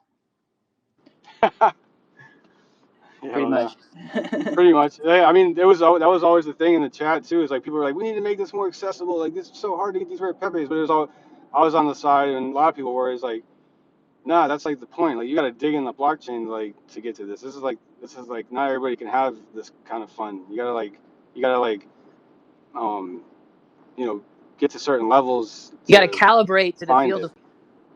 Yeah, I mean, it was like a fun part. That's part of it. It's like, it's rare Pepes. It's not common Pepes. They're rare. Like, if you want to get into this, like, you gotta actually like get an XCP wallet, and you gotta like go figure out how to get XCP, and then you gotta come in this weird Telegram chat, and then you gotta ask a bunch of questions and get a bunch of ironic rules, and And you people guys look ever? at I you don't know if any of you crazy. guys ever game or play like World of Warcraft or whatever, but like oh yeah, the peak end game activity is always like raiding. Like, you go on raids, you get a group of people, but like the games don't even let you in until you do all these side quests, and it's called attunement, and you have to like attune yourself before it even like let you in the dungeon. And it makes sense because Yeah, like you're getting attuned. Yeah, yeah, you had to hit that level of you gotta tune understanding, up. and people would troll you every step of the way if they saw that you were. Yeah. They would troll you, and you had to fight through that. I remember. I think that's a huge reason. Or you Yeah, had to those be those really chats, bro. Like, especially those early day chats. Those like, it was all posturing. There was so much posturing in those chats. yes. Like, not just like every chat, like the Bitcoin chats I was in. Like, everybody was trying to like, it was like a posture thing. But like within the Rare Pepe chat, the posture, who can make the most people laugh or make the funniest meme. So like sometimes that involved like making fun of the person that came in and like, you try to like make, are you really cut out for this type shit? It's kind of like the underlying fact, like, Well, that would be the like same thing, audition there. Dave. That would be the same thing in World of Warcraft, because like if it would be a group activity, you'd need a party of like 5 or 6 or something. So you'd like, if you didn't know anybody, your only option was to just Yeah, grab be really cool for a really long time and hope, Yeah, and funny enough, Damien's in the chat. Damien was a absolute. He grinded WoW and was in some of the top guilds at the time. I played WoW a little bit. I play a lot more Counter-Strike days. I fucking love. I claim to be the first one that made a Counter-Strike reference in Pepe's, but I think we can move on because we talk about fake rares, how it evolved from Rare Pepe, all the history behind that we went through. But I remember at a certain point, I was minting. I kept minting a dank rare because it was just cheap. The dank meme cash was, I could afford it, right? If I wanted to make a little meme and try to make my money back for making it. But that's when you started fake commons. And I think that was one of the best decisions you ever made. And I have one more thing to kind of comment on fake rares, but if you could tell me about kind of fake commons, why you were in Pepe Cash at the time and what that ethos was and where fake commons is now. Yeah, I mean, fake commons was basically there was a lull in dank rares. Like I can't remember if it was like boost disappeared for a while, but basically there was nothing. There was like a 2-month gap or something in dank rare, and the scientists got together with Pepe WTF and was like, well, we should just make a commons where you just burn Rare Pepe or Pepe Cash and kind of keep it on the whole mode of like how Rare Pepe's was. It's like anything gets in, everything gets accepted, and you just got to burn Pepe Cash and kind of keep that legacy going. That was the whole thing of fake commons. And yeah, it's still going. We just dropped they're really sporadic. I think there's like 50 some series of Fake commons is. I love fake commons. There's some dope ass fake commons, and it's a great way, now that like fake ASFs are so get, it's really easy way to like get into the fake directory. And also if you are trying to like level up to save up for fake ASF, a lot of people come in, release a comment or two, and then get enough to buy ASF and then get into the fake rares. So it's kind of like, I wouldn't even call it like minor league and major league. It's not right, but it's just like two separate directories. Like one's curated and one's not. That's pretty much. Yeah, I mean, it is kind of major and minor league for somebody that's coming in with $50 in their pocket. The hustle process of hustling your art in fake commons and then building that up, being able to buy a fake rare, I think is incredible. I mean, I have one more question, but I guess we've been talking for so long. Thanks again, Swallja. Thanks for coming up. Damien, shout out Pork Chop. You guys are awesome. Just to kind of show my own thing, I did a fake rare myself. It's called. What up, Far? Welcome.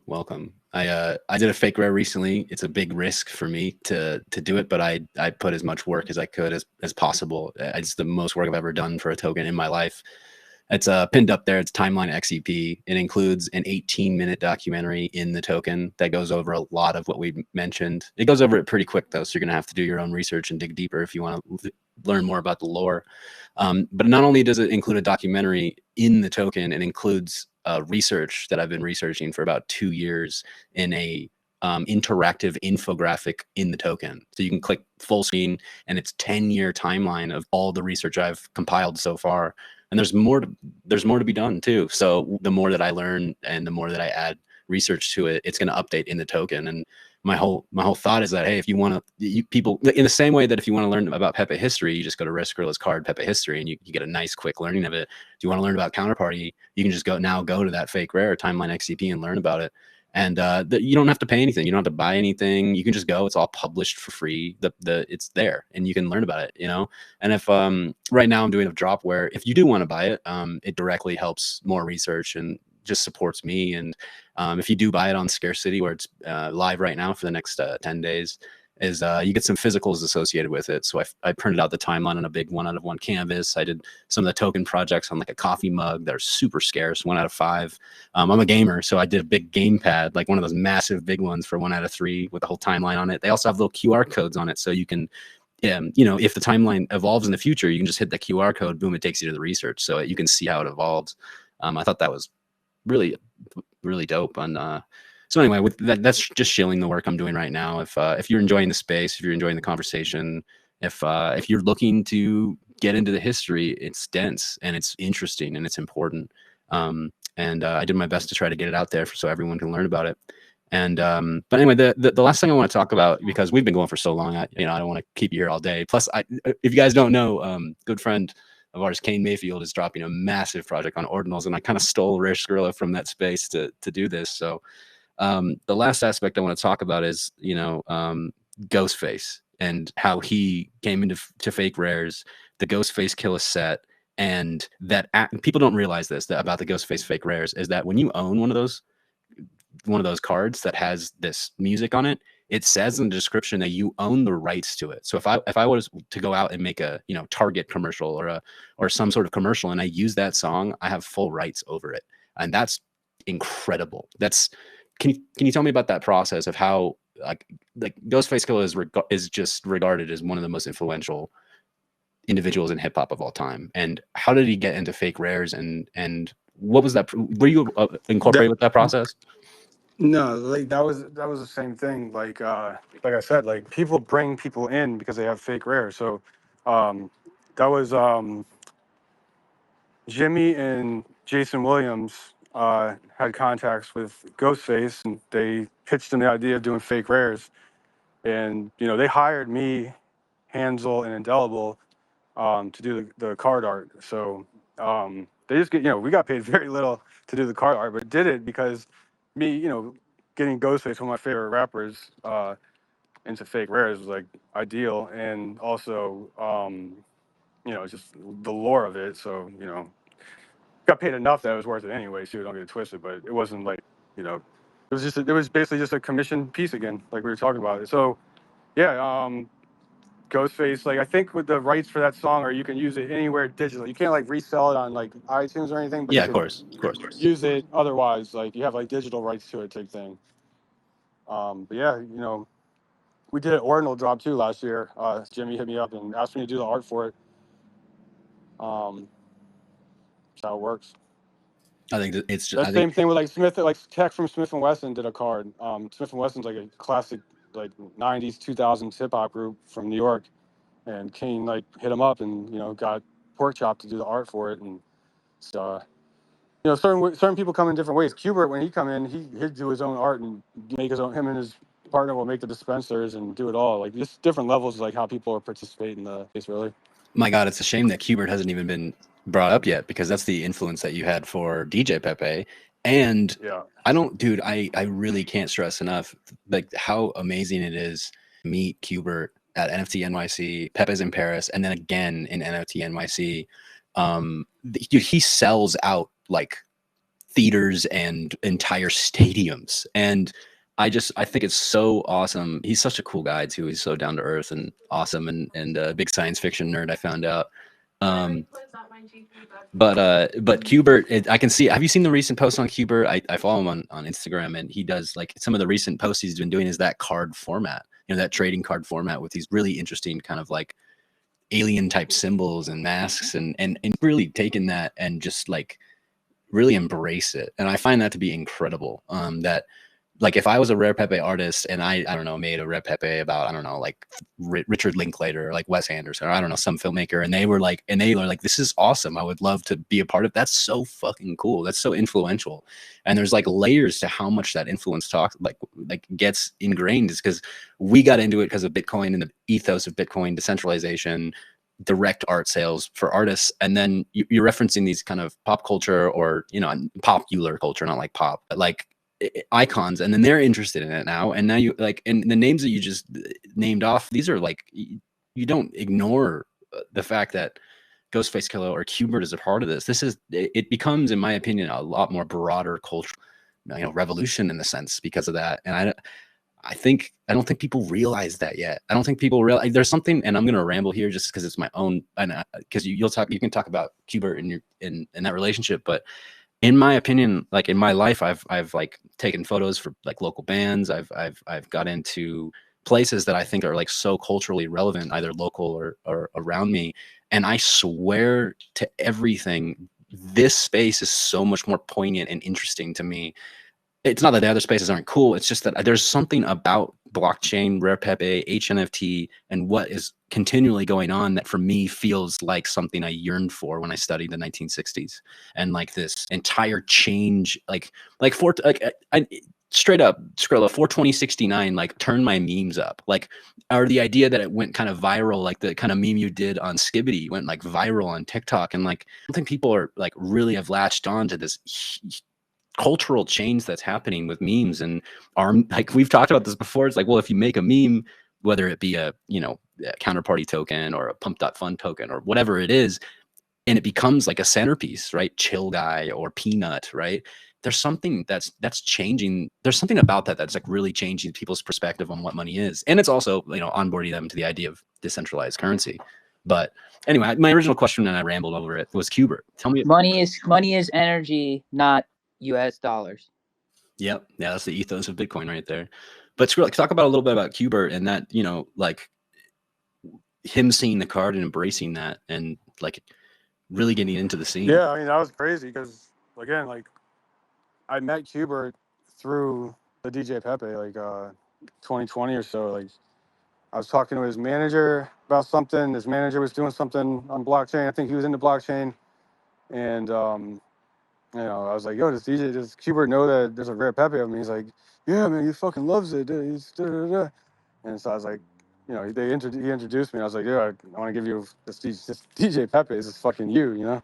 And yeah, we just, ever since then, I mean, he's, like you said, bro, he's cool as shit. He's down to earth. He's a cool ass motherfucker. And we've been vibing and doing a lot of work ever since then. So it's pretty fucking crazy how, like, you're making, like, your memes into dreams type thing.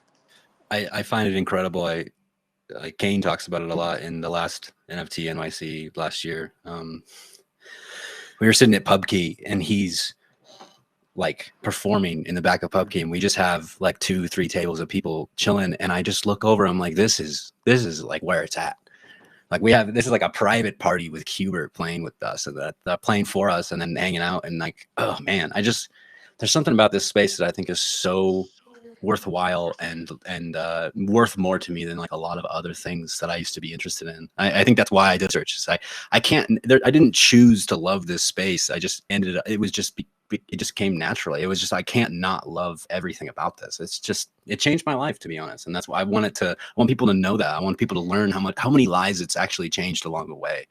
So anyway, I'm rambling now, but that's just, it's an incredible aspect of it. Yeah, you've done some crazy research, bro. Definitely, all of us XCP people, Bitcoin, we appreciate it.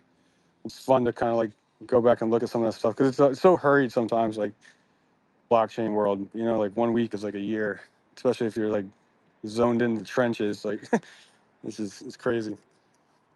100%. Pork Chop knows. Yeah, he does. Me and Pork Chop were on Spaces last night. No, it's true, man. And you're good, and a good infographic really fucking helps too. Not gonna lie, your token is awesome. Thank you, Swallja. Yeah, like Hughes is sick. Yeah. I flex with the Hughes. He's funny as hell too. He's a good guy. He's a wild dude. Yeah, he he's a good dude. Yeah, well, we've been here for 3 hours now, and I gotta run into the post office, to be honest with you. Well, do you want to do any shilling of kind of the recent stuff? Like, I'm at the post office sending out books. You know, go to rarescrilla.com, and I'm books now. People are ordering the books. I've been sending a lot out. Mimetic Artifacts, got a bunch of memes in there. Listen to the album 42069. You can buy it on Bandcamp if you want to get the wave. I literally have the Skibbity track open in front of me right now. Yeah, so Swallja's done a lot of help with this. Like right now, don't want to give too much away, but we've got some trying to get these joints into possible movie right now. So he's helping me get the instrumental tracks done for a couple tracks for them. So yeah, Swallja's been a major help on 42069. He did the mixing of like several tracks on there, 7 or 8, and he mastered the album, and he did a real artistic master on it that you know, I really appreciate. Like we really made it into like some internet kind of like music. There you go. There it is.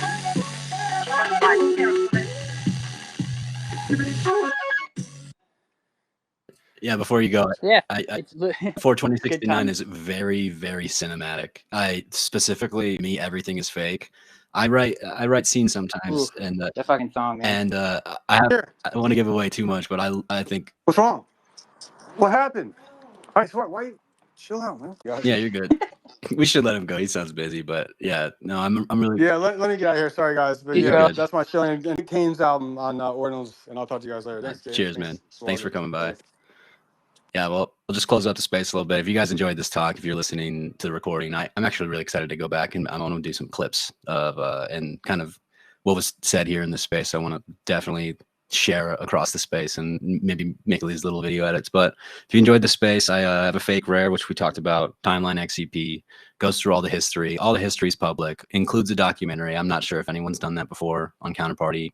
If it's done on Bitcoin, let me know. I would love to see it. Put a lot of work and effort into this, and I really thanks for everybody's support. And I'm going to sign off. I'm doing an interview tomorrow with the legend Adam B. Levine, HNFT creator, absolute builder, early days, Let's Talk Bitcoin on Counterparty, which is on top of Bitcoin. So keep that in mind. I'm gonna post up the space in a second, and you guys are awesome. Swallja, thanks for coming out as well. I'd love to hear little snippets from your experience. Yep.